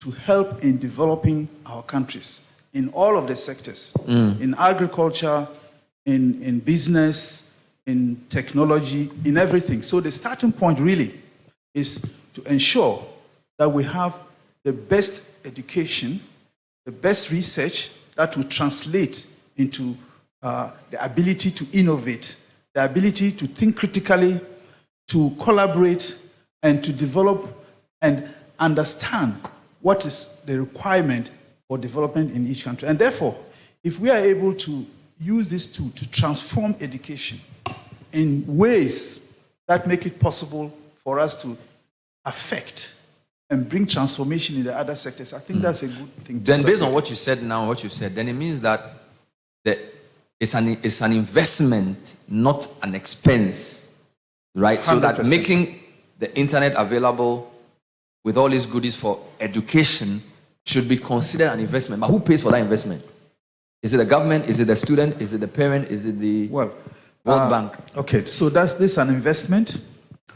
When we invest for the future, it means that we've understood that along the line we would reap the benefits. And therefore, this responsibility resides with all of us, led by government. Government will facilitate and create the enabling environment. It is left to the rest of the citizenry to take advantage of the resources. I usually tell, or I've told the students at the university that, look, the internet resource that is provided by the university is a resource. You have to use it. If you can't and you don't use it, then you are wasting it.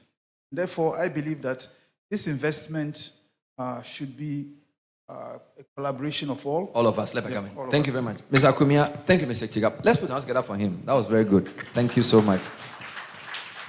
Mr. Akumia, what role do you think private sector can play getting this resource into national tool?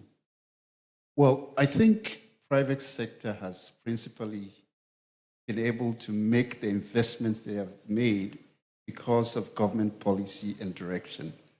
And if we look at it from that perspective, it means that private sector will be able to do more when there are new policies surrounding emerging technologies, Internet of Things, 5G, and other things. These can be bottlenecks to what the private sector can do. And therefore, in my estimation, I think that it's still the government that takes the lead. If government can put the right policies, AI strategy, and all those things in place, the private sector, I believe, is happy to jump on board and make the investment. Of course, looking at what they're going to make, of course. And with new technologies, people want to jump onto it, and therefore, it's a good opportunity for private sector to make investments. Yeah. Thank you, Mr. Kwemia. I'll give the last word to Mr. Ofori. What role does government have to play in this? Policy and regulation must take the lead. We must provide the enabling environment for private sector to thrive.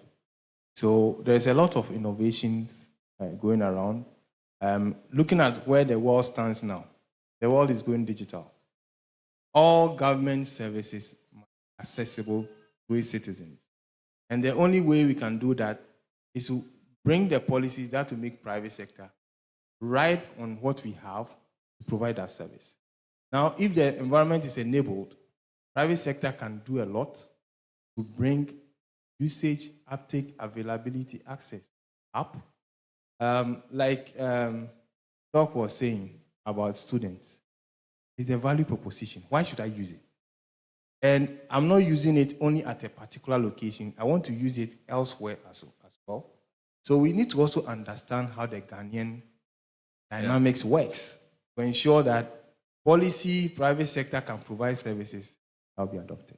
Let's applaud the panel. Thank you very much. Stay with me. I'd like to open the floor for some comments. Something just came to mind. That's an afterthought. Do we have enough diversification in internet types? Remember, I think a year ago, there was a major fiber cut, and the nation was almost without connectivity. And this was when we were arguing whether we should bring Starlink in or not. And I think we learned the hard way that when somebody has a different option, we need all of that. So maybe I'll leave that as a bonus question. But I feel like the audience has been too quiet, and I'm not very happy.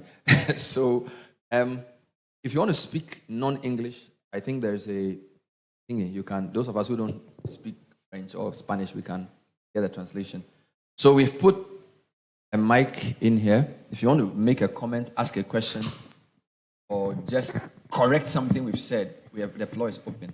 The floor is open. Let me just see behind those who have any questions to ask or any contribution to make. Yes, sir.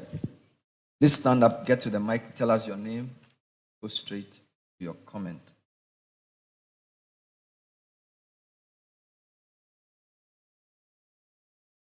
Please make sure it's on for him. Okay, hello. Hi. My name is Teofilo Sama. My question has to do with, in regards to the Honorable representing the research, were they, or was there any sort of feedback in regards to the deployments that they did? Because for you to say you deployed, let's say, a service to 100 people and then more than half or close to half refused to use, I believe as a continent, there should be some kind of feedback. That is my question. So you want him to throw light on that project? Yes. That had low usage. Okay. Just let's be sure if there are more questions so I know how to manage it. Are there any more questions here? You are all fine. All right, let's take more. So take note of the question. Yes, sir.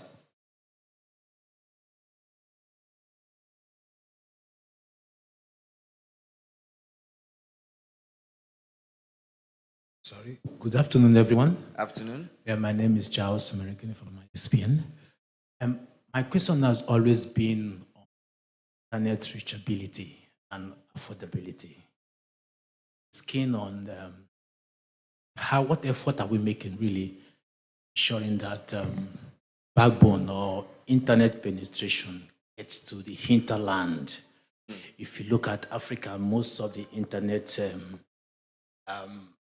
is really within the urban centers, especially in Nigeria. I'm sure it's also in Ghana, some other part of Africa. What are we doing? What is the government doing to make sure the backbone hits the hinterland? And that is where, again, most of the masses and the nation resides. Thank you. Thank you, Charles. Let's take the third question. Suzanne, if you can wait, let me take the third in-person question, then you will read the online question. So, yes, sir. So we are taking questions from online as well. Suzanne will select a few and put them also across. Thank you. Good morning. Morning. My name is Love Stone. I must say, I'm one of the, I was part of the NCS journey so many years ago. Interestingly, we spoke about, I think it was Emmanuel who said, a lot depends on the application, which is very true. It's application driven. So you see, in the years when we used to have those 9.6 and 14.4s, the main application was email. Nobody bothered. The competition was, look, people used to send faxes, and now we have emails. That looked so much an upgrade. Things changed, and then browsers came in, and it became a different thing. And luckily for us today, the young people know internet. Nobody needs to introduce it to them. I mean, we may have issues before they use them for. They are more on TikToks and other things, but they use internet. I mean, businesses use internet a lot. I mean, there are companies that have those financial technology companies and all things have been enabled by the internet. So the applications too are there. Then we come to the issue of the cost factor that was raised. I now work with a company that has about 7,000 kilometers of fiber across Ghana. The vision is to put to internet to underserved localities. You know our biggest problem? Fiber cuts. I mean, it's no joke. Fiber cut persistently. You have to replace large sections of fiber, okay? Because repair, then performance goes down. You must replace them. And interestingly, Mr. Chikavatia is our customer. You know, so, and these are things that we in the private sector are not necessarily. We know that the policy side and law enforcement and other things are trying, but then I think we need something concrete to solve that issue.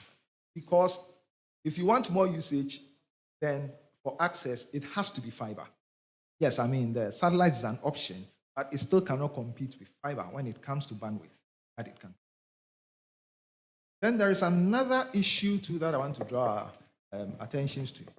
Today, one of the drivers of internet usage is the cloud. Most of the cloud centers that are used are based outside the country. Companies every month must spend lots of dollars to finance these services outside.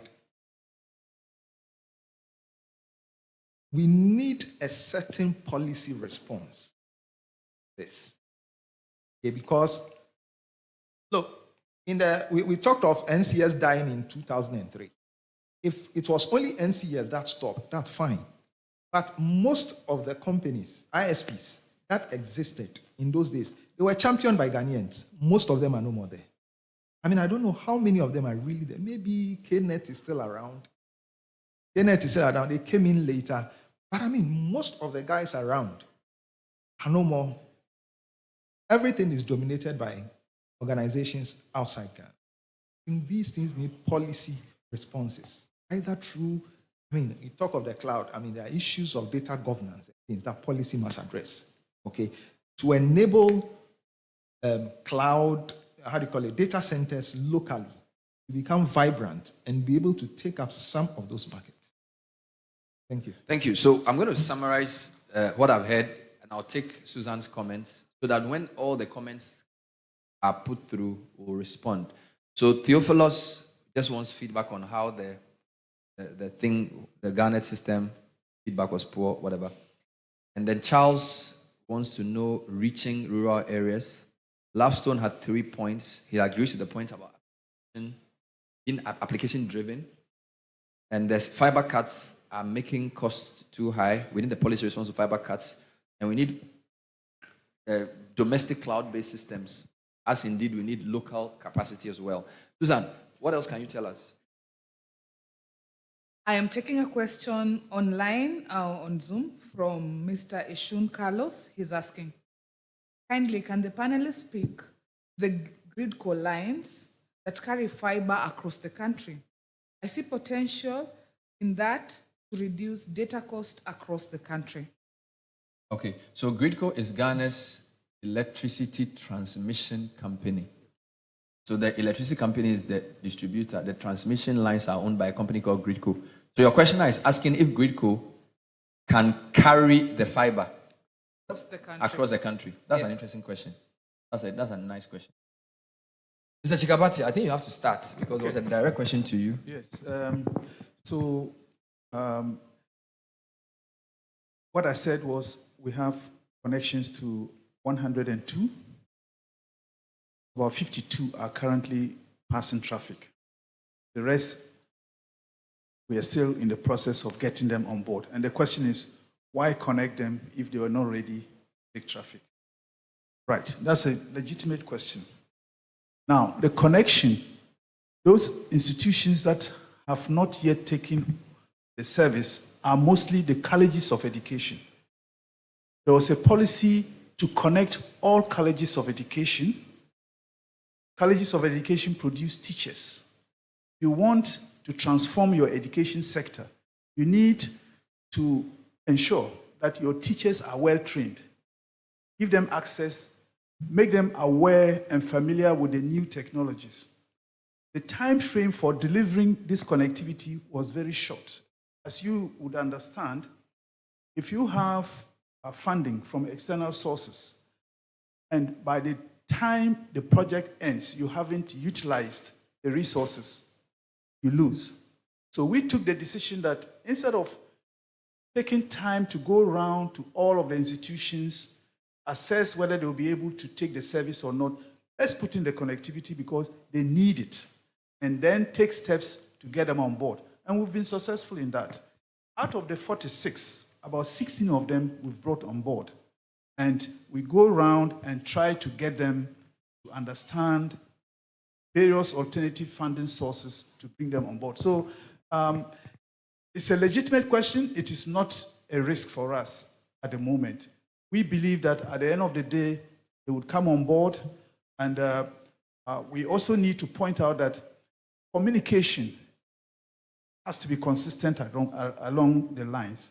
If government says it's giving out free Wi-Fi, then you go to the institution and say, no, you have to pay for the internet service, there is a problem. Yeah. So we also need to try and look at how we communicate. Free is too much. It's too much. Okay? We need to be careful how we communicate that. Free does not mean free completely. Someone will have to pay for it. So that has also created a bit of problem for us, but I can assure you that we are making very good progress. And the institutions are coming on board. 16 colleges of education have come on board. The rest are along the line. But let me just quickly make one comment regarding the fiber cuts. I think that going forward, we need to get to a point where we have shared service lines, clearly marked, such that if a road is being constructed, in this country, we should agree that on the right side, we will have utilities service lines for all of service providers to use. Because now what we have is, today, MTN is digging, they bury their fiber. Tomorrow, Telecel is digging, they're burying their fiber. Next day, someone else. It's not helpful. I'm not sure how this collaboration can come about, but it also needs clear policy direction that we are going to, and government can make money from that. If government started by building common service pipes for service providers to use, and government will be making a lot of money, there will be no need.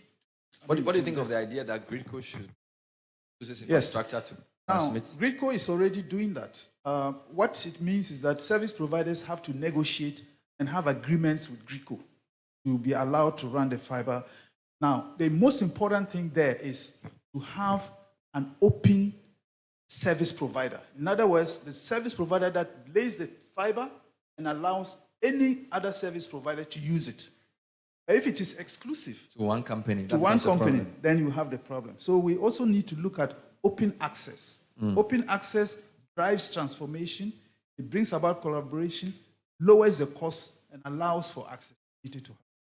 Okay, Ms. Ofori, government policy is driving everything, even free things. Everything has to be government. What's your comment on some of the things you said? Yeah, so on the fiber cut issue, as I said, we've gotten to a point where all of us must agree to address the issue. And Lucas has touched on what I was going to say. Take one's policy. And the current government has something on an act that they intend to develop on that one to resolve this particular issue, having a service line. And it will take a lot of collaboration amongst our ministries, so Ministry of Communication, Roads, the telcos, to actually come up to a framework where we can develop this and migrate our service lines. Because you lay the fiber, people still are of the view that they will get copper. So they go and dig, and they find out that there's no copper. Throw it away. So we need to put it in a place where it is difficult to access. And then, because it is a service provision being provided by somebody who maintains it, it becomes easy to ensure that there's service availability. And that service now moves away from one of the responsibilities of the telco or the service. And that will help. With regards to the grid code issue, one of the things government is doing is to conduct what we call a digital asset register. So we have Gridco has its own asset siloed. We have done some Eastern Corridor, Western Corridor, some fiber. It sits with NITA, other ones sit somewhere. All these belong to government, but siloed. How can we put it together and offer a better service to the citizen? Well, it's the same government, so why are we playing against each other when we can put this asset to the best use of the private sector? So once it is done, NITA will make sure that this asset becomes available. It's open, as you said. Now, with the cloud issue, everything is data. So one of the problems we have as a country is that we don't have standardized data. So our data is not standardized. So depending on where you go, get something. So to be able to address that, we are putting together a legislation that will be passed this year. It's called Data Harmonization Act. And then also establish what we call Data Exchange Hub. So this will address, and in all this issue about national cloud will also come in to ensure that we have some sovereign cloud within our space. Now we have to agree which data we can share, which data we cannot share. Because it is not all data that you have to keep. Because we belong to a global environment, you access people's data, which is available. But the whole issue is that because this data now has become the oil that everybody is using, we need to, as a country, formalize how we use this data to apply. So once the policy is done, I'm sure there will be a validation workshop where we can all have an input into that act. Okay. And going forward, it will help. Mr. Kumia, quick comment on, I think Charles wanted to know how we can reach the unreached with the gospel of internet usage. Yeah, so I think we have talked about what government is trying to do, and from private sector is purely, returns of investment. So the kind of activity that GIFEC is doing, get the services at the unreached places, I think will be a good example for other countries who want to do same. Let me also add a little bit around, this cloud thing, that for a long time, there's also been discussions of hosting services, which is predominantly outside. And so you want a hosting service, you go out. Of course, we have Ghana.com that is doing local hosting, but then it should be something that can be driven by policy so that we can have more hosting within country. We save a lot of external bandwidth that goes up and so forth. Thank you. We'll take the last round from Susan, from those online. We have one comment and 3 questions. I'll start with the comment. The comment from cybersecurity guy says, internet is one of the best things that can happen to any young person, but yet the dissemination and use is a major issue. The first question from Robert Ford, he says, main internet data related policies converge at the crossroads where adoption is constrained. Open data policy, data sovereignty, and personal data privacy policy. Can we, Quenol, my hero and mentor, provide some insight on this? I would be happy to see data trust corridors built across Africa. His second question is also reads this way. Internet infrastructure coverage is one thing, but adoption remains constrained by cost of adoption, devices, and broadband costs. How can we build an African internet adoption scheme to provide soft loans to Africans to speed up adoption? To the other question, the third one and the last one, from Evelyn Fosu, she asks, in developed countries, CSTs, that is communication service tax, is used to extend internet service to the hinterland. What is Ghana using to collect the CST for? All right. So the first question is open data sovereignty, data trust networks, and he wants his mentor, Professor Nina Kukwenu, to address that. And then a funding for African internet adoption scheme, a general question. And then why is CST not used to enhance internet penetration? And, all right. And what is it collected for? What is it collected for? Yes, in Ghana. All right. So, Prof, somebody wants you to talk about open data policy, data sovereignty, data trust. You could talk all day on this. So you give him the mic to say a few things so the questioner will know that you are interested and at least you endorse the validity of the question. Yes, he has a mic. Thank you, Prof. Robert, thanks for the question, but you can see I'm not on the panel, so all I can do is thank you very much for the question, and then remind you that we need to all subscribe to open data principles, also make sure that we create data, not creating data now, deliberately create data, observe data, apply data, purpose of our own development. That's about the best I can tell you. Thank you very much. I think your best is more than good enough. Thank you. Let's put hands together for Prof. Just 2 final questions. Somebody wanted to know if an African internet adoption fund would help to adoption. And then, what is the CST used for? That one, the government guy has to answer. Yeah. But a fund for internet adoption, I thought it was for Africa, not just for Ghana. That's what somebody's asking. Will it be feasible? Okay, so look, I think that it's important. And I think in Ghana we have GIFEC, which is supposed to facilitate extension of internet to rural areas. But one proposition I have is the telcos will not go anywhere that doesn't make economic business sense for them. So what should we do?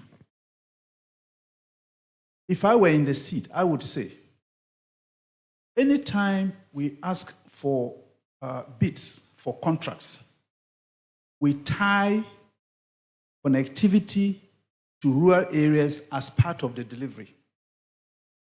So, you win a bid to construct network, you must necessarily include extension of networks to the rural areas to qualify to win the contract. Or we bundle extension of internet or connectivity to the rural areas as part of the package that is being floated for institutions to bid for. That way, we get the extension by default to the rural areas. We say, and the telcos believe that there's not economic muscle in the rural areas to consume their services. That may not be true. We have to prove that by taking the connectivity there.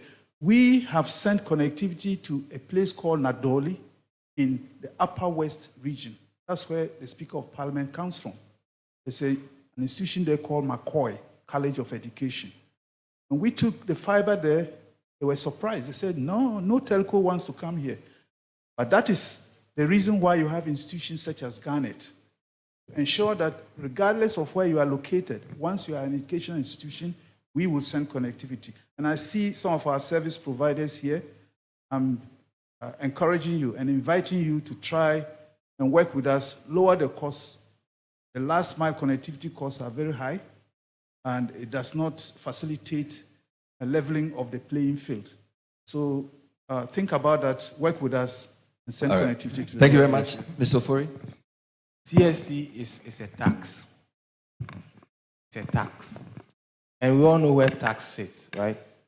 Ministry of Finance. So this one is not the mandate of the Ministry of Communication. But how do you ensure that there's connectivity? We have what we call Universal Access Fund, where telcos contribute 1% into the pool. And so this is what we are using to extend connectivity to rural areas. And I will keep saying it. The argument that the rural areas is not profitable is because there's no applications to run on the network. Now, if you run applications, which is government services, and there's a lot. So if I'm in Nadoli and I have to do a passport, okay, the application is, I don't need to travel. Even if it's expensive, I will want to do it because it is the comfort of my home. It becomes an attraction for a private entity to go there. So until we drive applications, which is government services nationwide, and becomes available, it will be difficult to just go and put all that infrastructure there, and the person does not know why I should use it. There's no, I want to go and spend that 50 cedis to for my family and to pay for internet. But if I know I can have education, I can have these resources for my child, the same as somebody at East Legon can get, then I'll pay for the internet.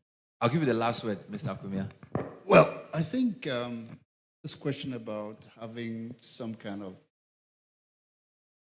a great idea, but how do we really implement? And I will side with what Chikabacha was saying, that, and also what Ofori is saying, we should rather drive traffic from these areas and get the businesses to actually send the kind of bandwidth that they need to do them there. So that's what I would say. Please put your hands together for the panel. Thank you very much. We've been discussing the short history of the internet in Ghana, and we've seen a lot of insights from Mr. Emmanuel Ofori, Mr. Eric Akumia, and Mr. Lucas Chigabatia. Please take your seats. I'd like to say thank you and welcome back your MC, our MC, Suzanne Otieno. Please welcome her one more time.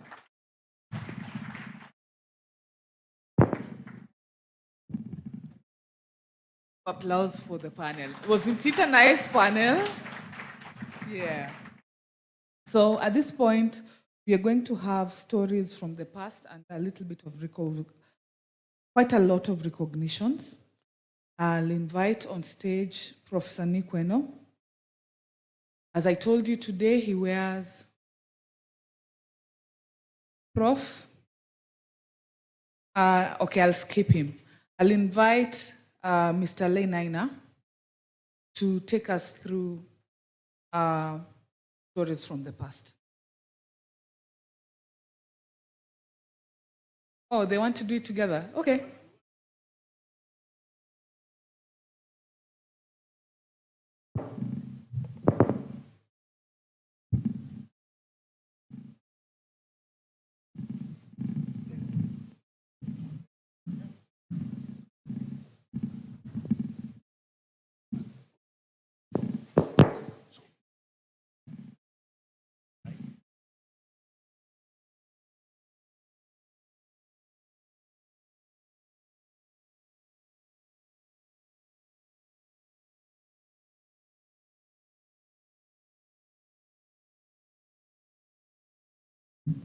Okay, I guess what we want to try to do is to, in a humorous way, try and remember some stories from the past. I'll focus much of my discussion on the particular act of making the full connectivity, okay? And I'll leave my colleague to stimulate further discussions beyond where we can. So, clearly, I couldn't have done this. I didn't do this. Don't believe them. Don't believe what they say. Okay. But I had some maybe larger perspective and technical, appreciation beyond. We're talking about 1995, eh? 1995, the knowledge you have here was not available. But we had something, and I want to share with you the policy dynamic, or what they call the policy network, which enabled this, and in so doing, mention some particular contributions. Of course, in the engineering and management track, the NCS team was there. Okay, so any of the NCS teams here deserve recognition. I'd like you to stand up briefly for that. Just stand up briefly. NCS guys, ex-NCS guys, yeah. Okay. So thank you. You did so. And the management of NCS, Madam Nancy, I see you there. Okay. William Tevi is not here, but he was my lead systems engineer. Was good. In fact, he was a counterpart of Alain Aina in a different world, which I'll mention. But, Mike Bedu, Joseph Annan, Godfrey Furisom, Eric Akumia, Lovestone, Mamata, so on. These were lead engineers, Aite Boule, and so on. But I jumped to the policy realm now. The Oga in this thing was Flight Lieutenant Rollins. It was his regime at the time. He had created a certain atmosphere. Okay? And the atmosphere was that Ghana can do. And that was a time that nobody really was helping Ghana. So we did all this by ourselves. For me, it's very important. It shows that Africa is able to do. Of course, with help, we do more. Now, still on the policy track, the first minister that encountered us is the one who just left, okay, Mr. Kwame Pepra. And he's been minister of many things, but he was minister of transport and communication. And he's an engineer, an electrical engineer. So he asked me two simple questions. Where do you get your connections from? I said, P&T. Huh?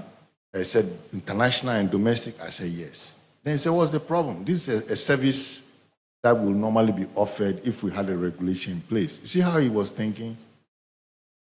Okay. So that meant that, okay, if there's anything, we'll resolve it over time, and that started the... He said it was value add. Then there was early adopters. There was the corporate adopter, GMPC, and so I have to recognize the contribution of Mr. Chachu Chikata, who was an early adopter. And then Mr. Pepra handed over to, I think he was called Edward Salia. Okay? And Edward Salia then initiated the reforms. Osimos is no more. And he initiated telecom policy reforms, which you heard about. And then after a change of government, Honorable Spio Gabra took the helms, and he had to accommodate hundreds of local ISPs. Hundreds. And how to manage hundreds, I don't know, but he did. And of course, a regular participant was Issa Yahya, who is also not with us, but he was like a government community participant.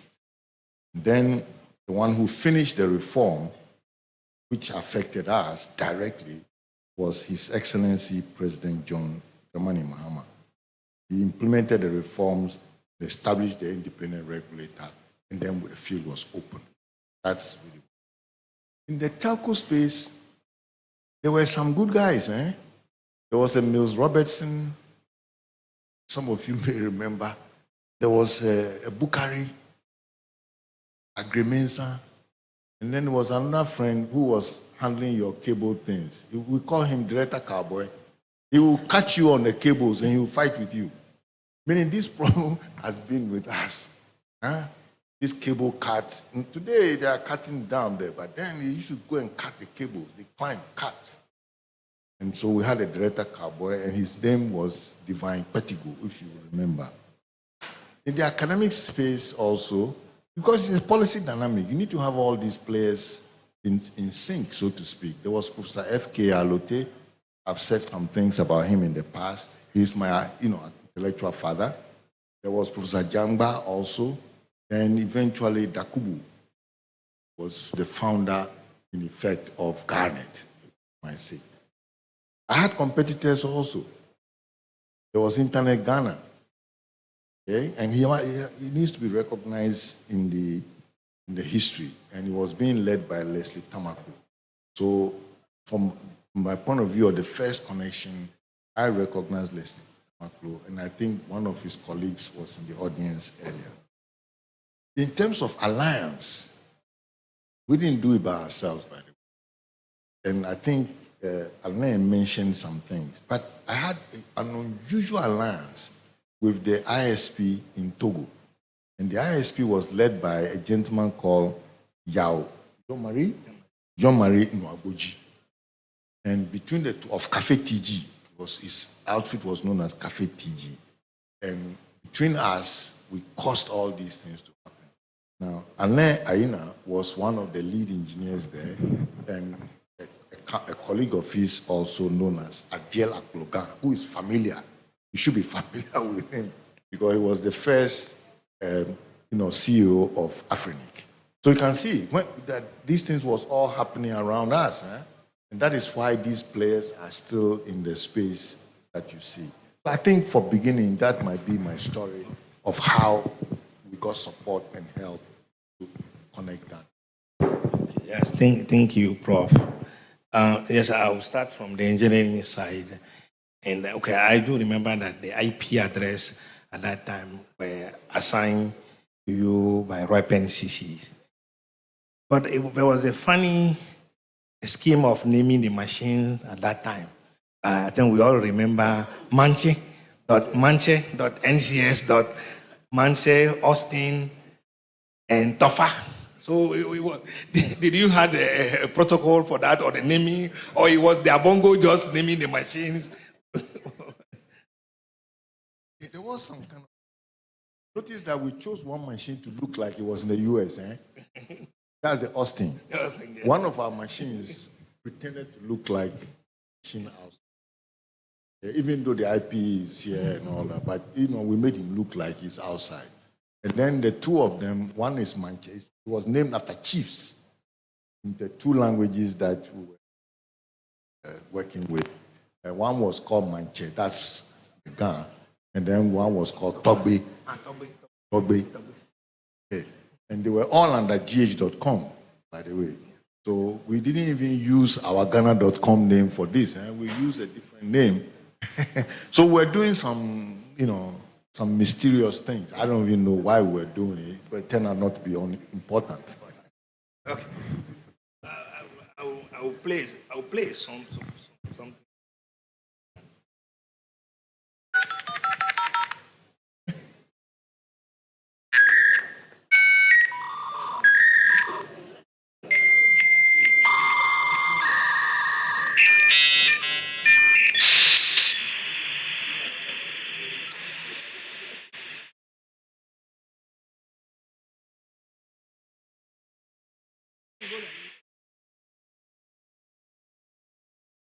It go like that. Then connect.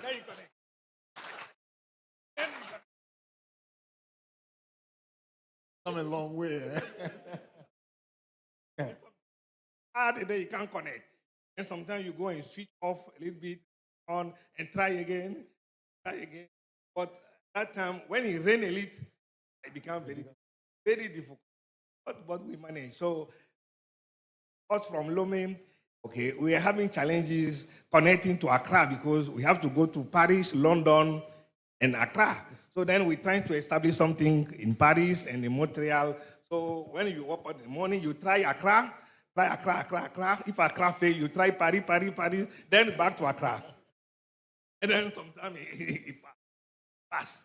So, but do you remember this kind of time? So sometimes in the past, even when we sleep, we do remember this sound.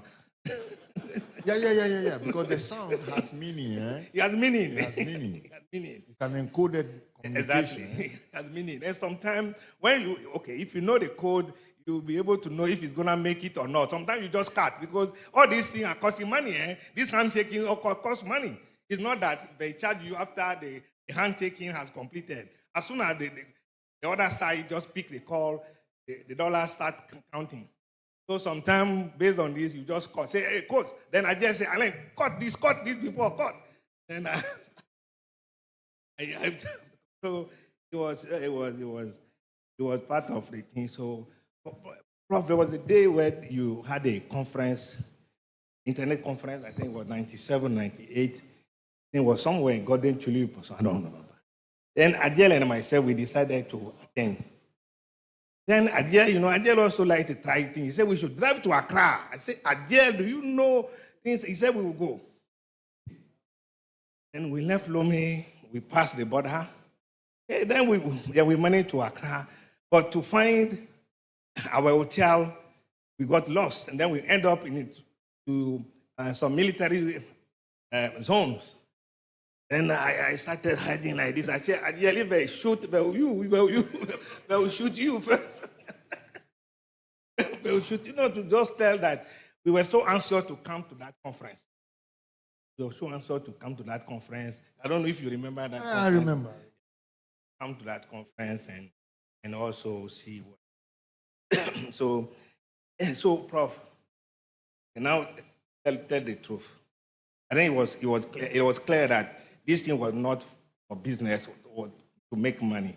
But why did you force this thing to say you must have the internet, Ghana must have, Africa must have? Why? And then we all suffer, we follow you, and then we all have gray head, and you refuse to stop. He's still running, and we have to follow him.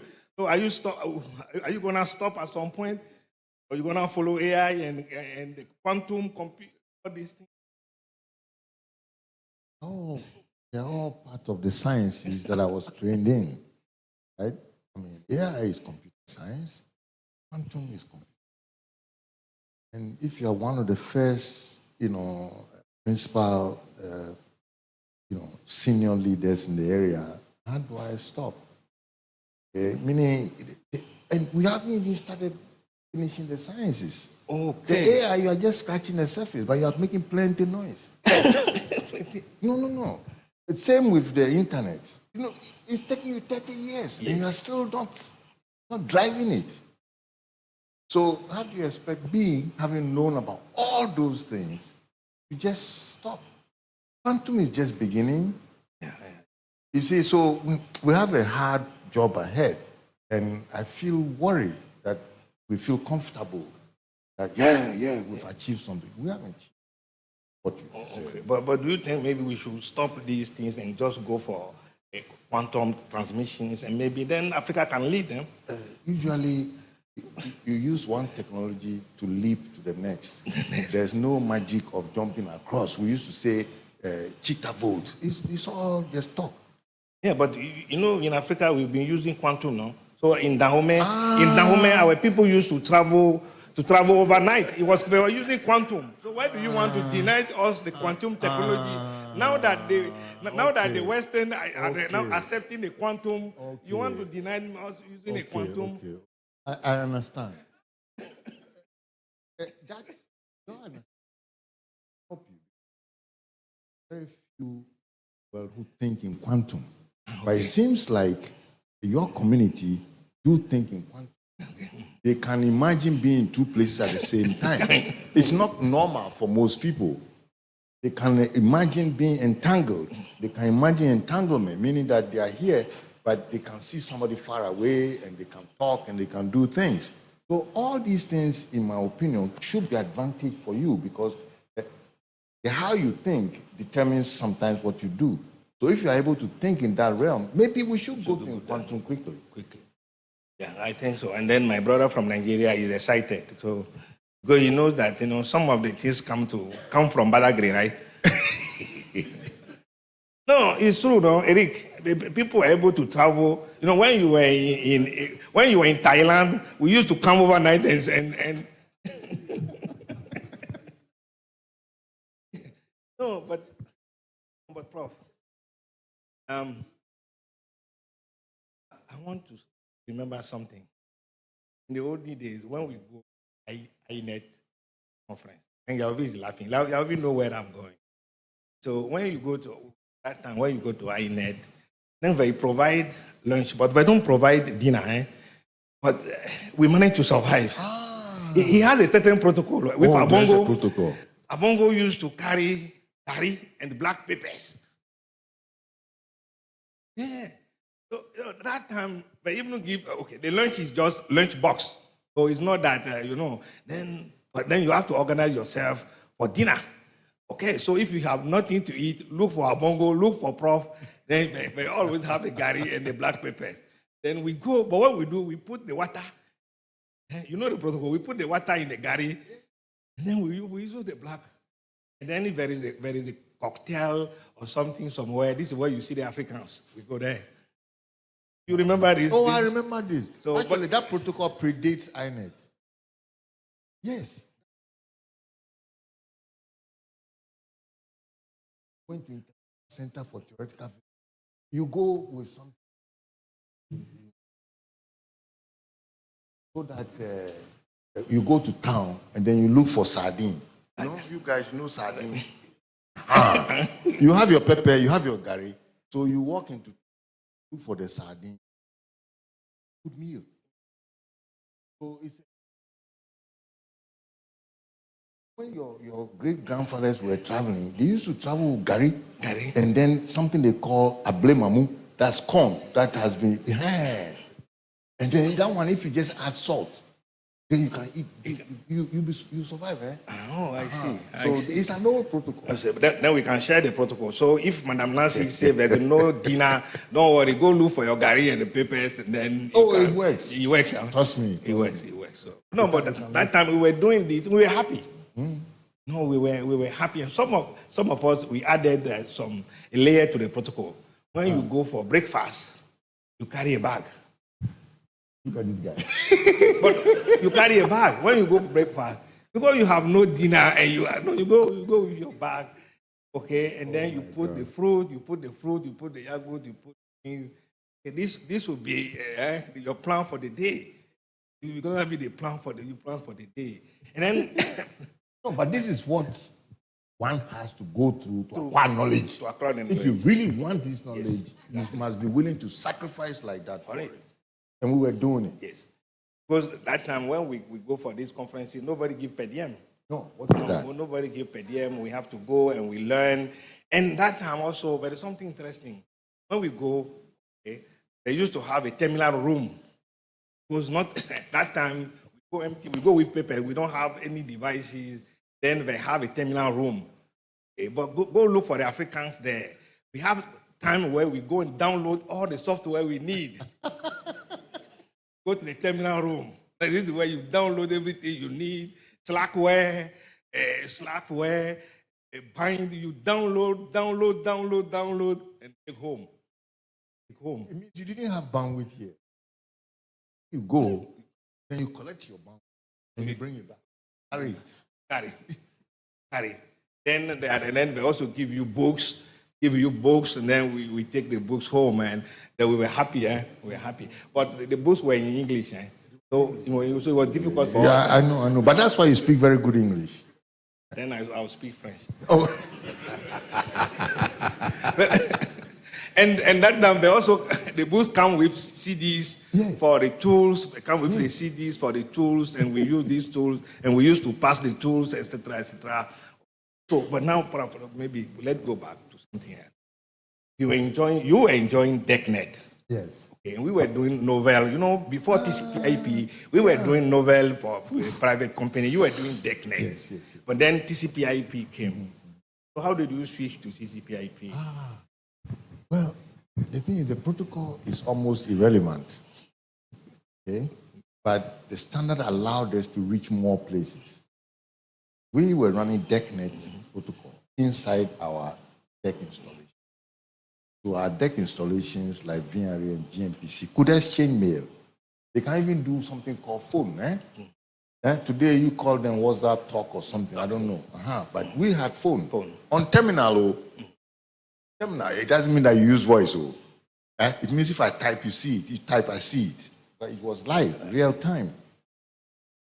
The advantage of the standard, common standard, which internet represents, was that all of us, beyond our proprietary network, could now do the same with even the IBM installations, who were running SNA, IBM SNA. SNA, yes. SNA. So that is really the value of the new protocol. So since DEC was being used mostly in the internet world, we knew the tools and the software to use.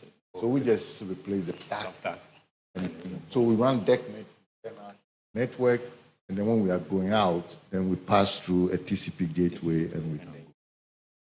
I see Suzanne. Anytime you see Suzanne close here, so then Suzanne said it's time for us to.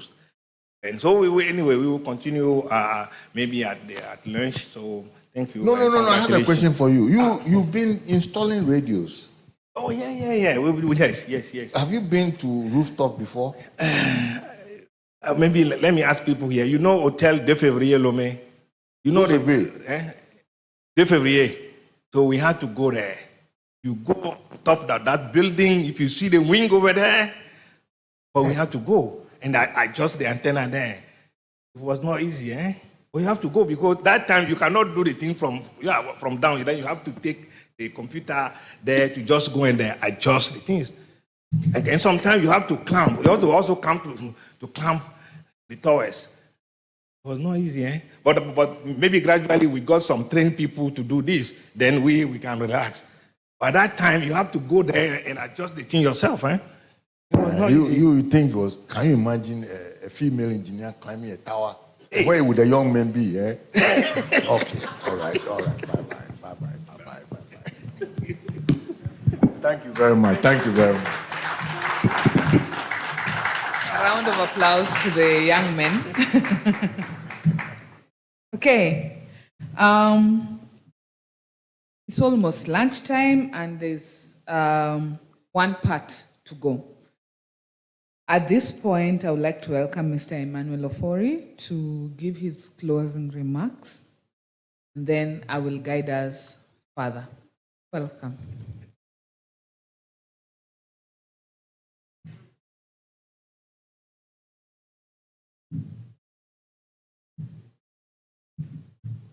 Thank you so much. I don't want to be the guy standing between you and your lunch.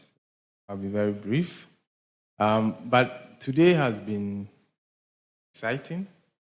There have been stories that we didn't hear before. Now, because of this forum has been told, there are some few learnings that we have picked from our history and things that we can do going forward to benefit ourselves and then the generation that has yet not come. But what I'm taking out of this is that we need to document our successes. We don't do so well in this continent in celebrating our successes. If you go to other countries, little things are celebrated. Things that we think are nothing, we pay to go and see. And sometimes when you get there, you get disappointed. But for them, so 30 years of internet is a big thing for us. And if we can have something that we can celebrate all the time, and even students can come and learn from it, especially computer science students, you don't have to be in class to learn these things. You need to come and experience it. And it will influence how you apply some of these technologies going forward. And it will also influence policy decision as we go.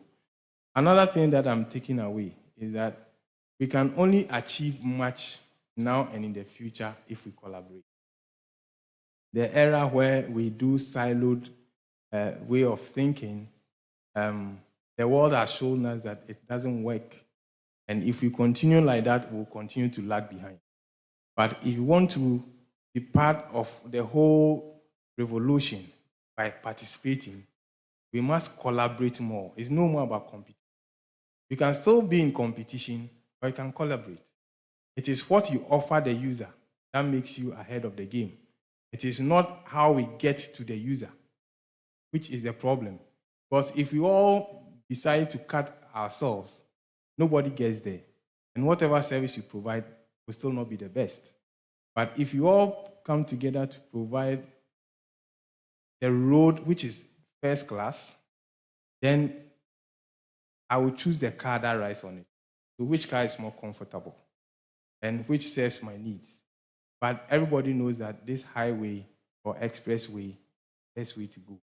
And if we are able to do that as a country ecosystem player, I am sure that other countries will come and learn from us. And Ghana is a beacon in the international community. People really respect us a lot because we are actionable people.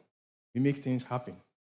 But we've gotten to a point where we need to have tangibles, things that the society can experience, actually tell that, yes, policy, private sector, academia, everybody has really brought us somewhere that we can compare ourselves elsewhere that we go to. So on behalf of the Minister, Honorable Sam Nate George, the ministry, I want to thank all of you for participating in this forum.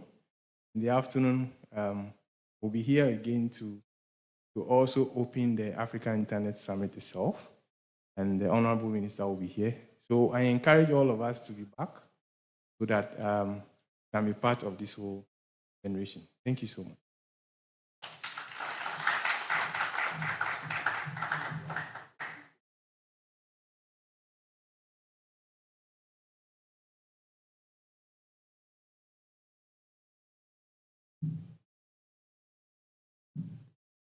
Now, I've received a request that you all want pictures of the pioneers before the birthday ends.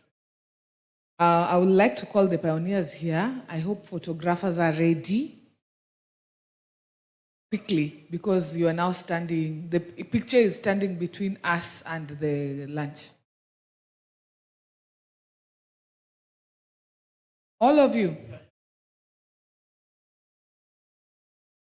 Come stand up here. Everybody. It's a birthday photo. Okay, as you come, let me announce a few things.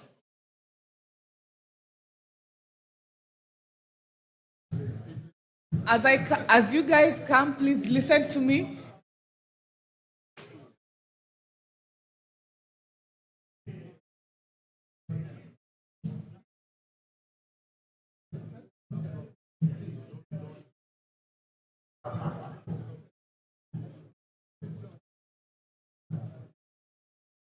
Oh, please join us, please.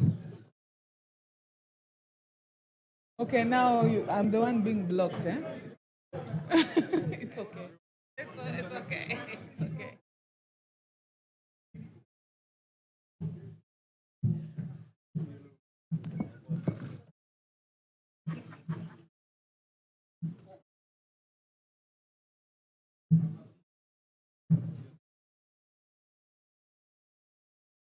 Okay.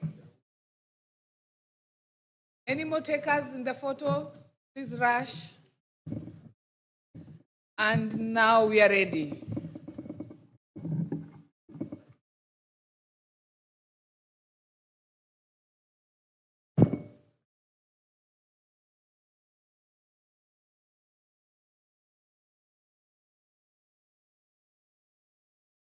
Say happy birthday.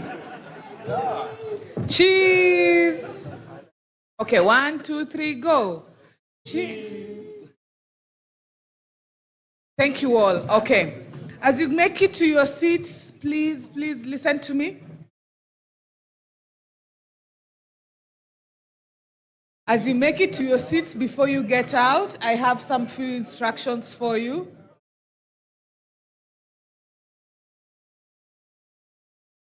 Nancy. Before you leave, I have a few instructions for you regarding your lunchtime. This is very important information, okay?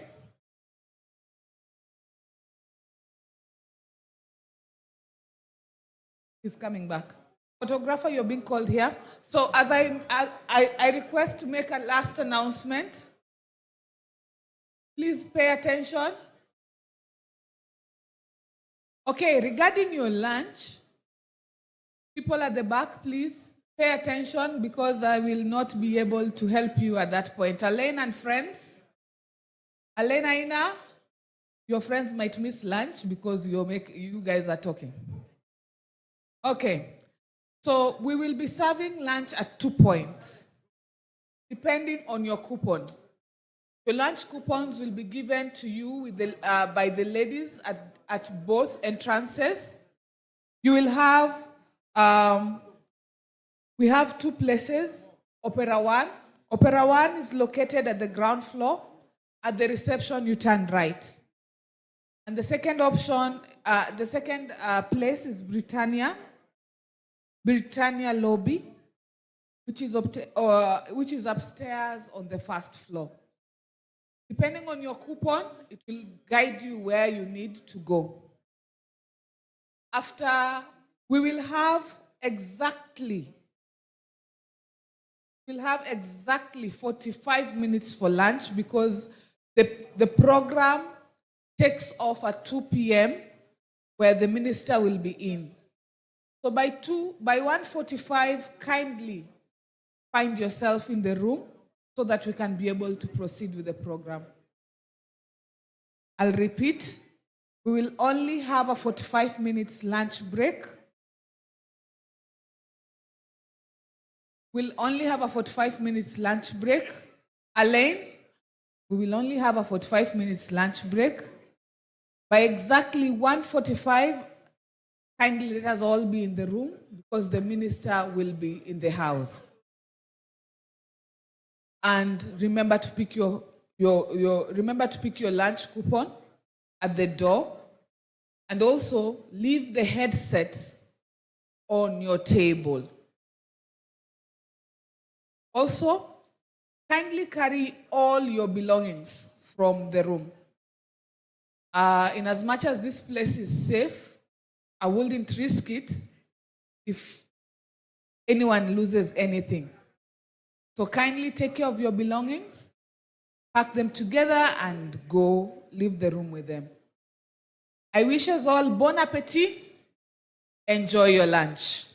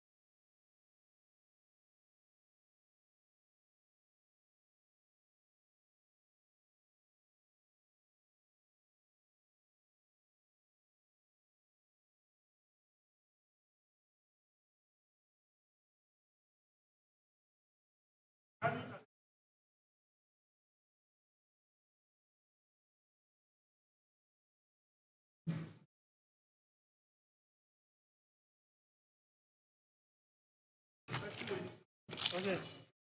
Femo. Where's the Femo? Whatever.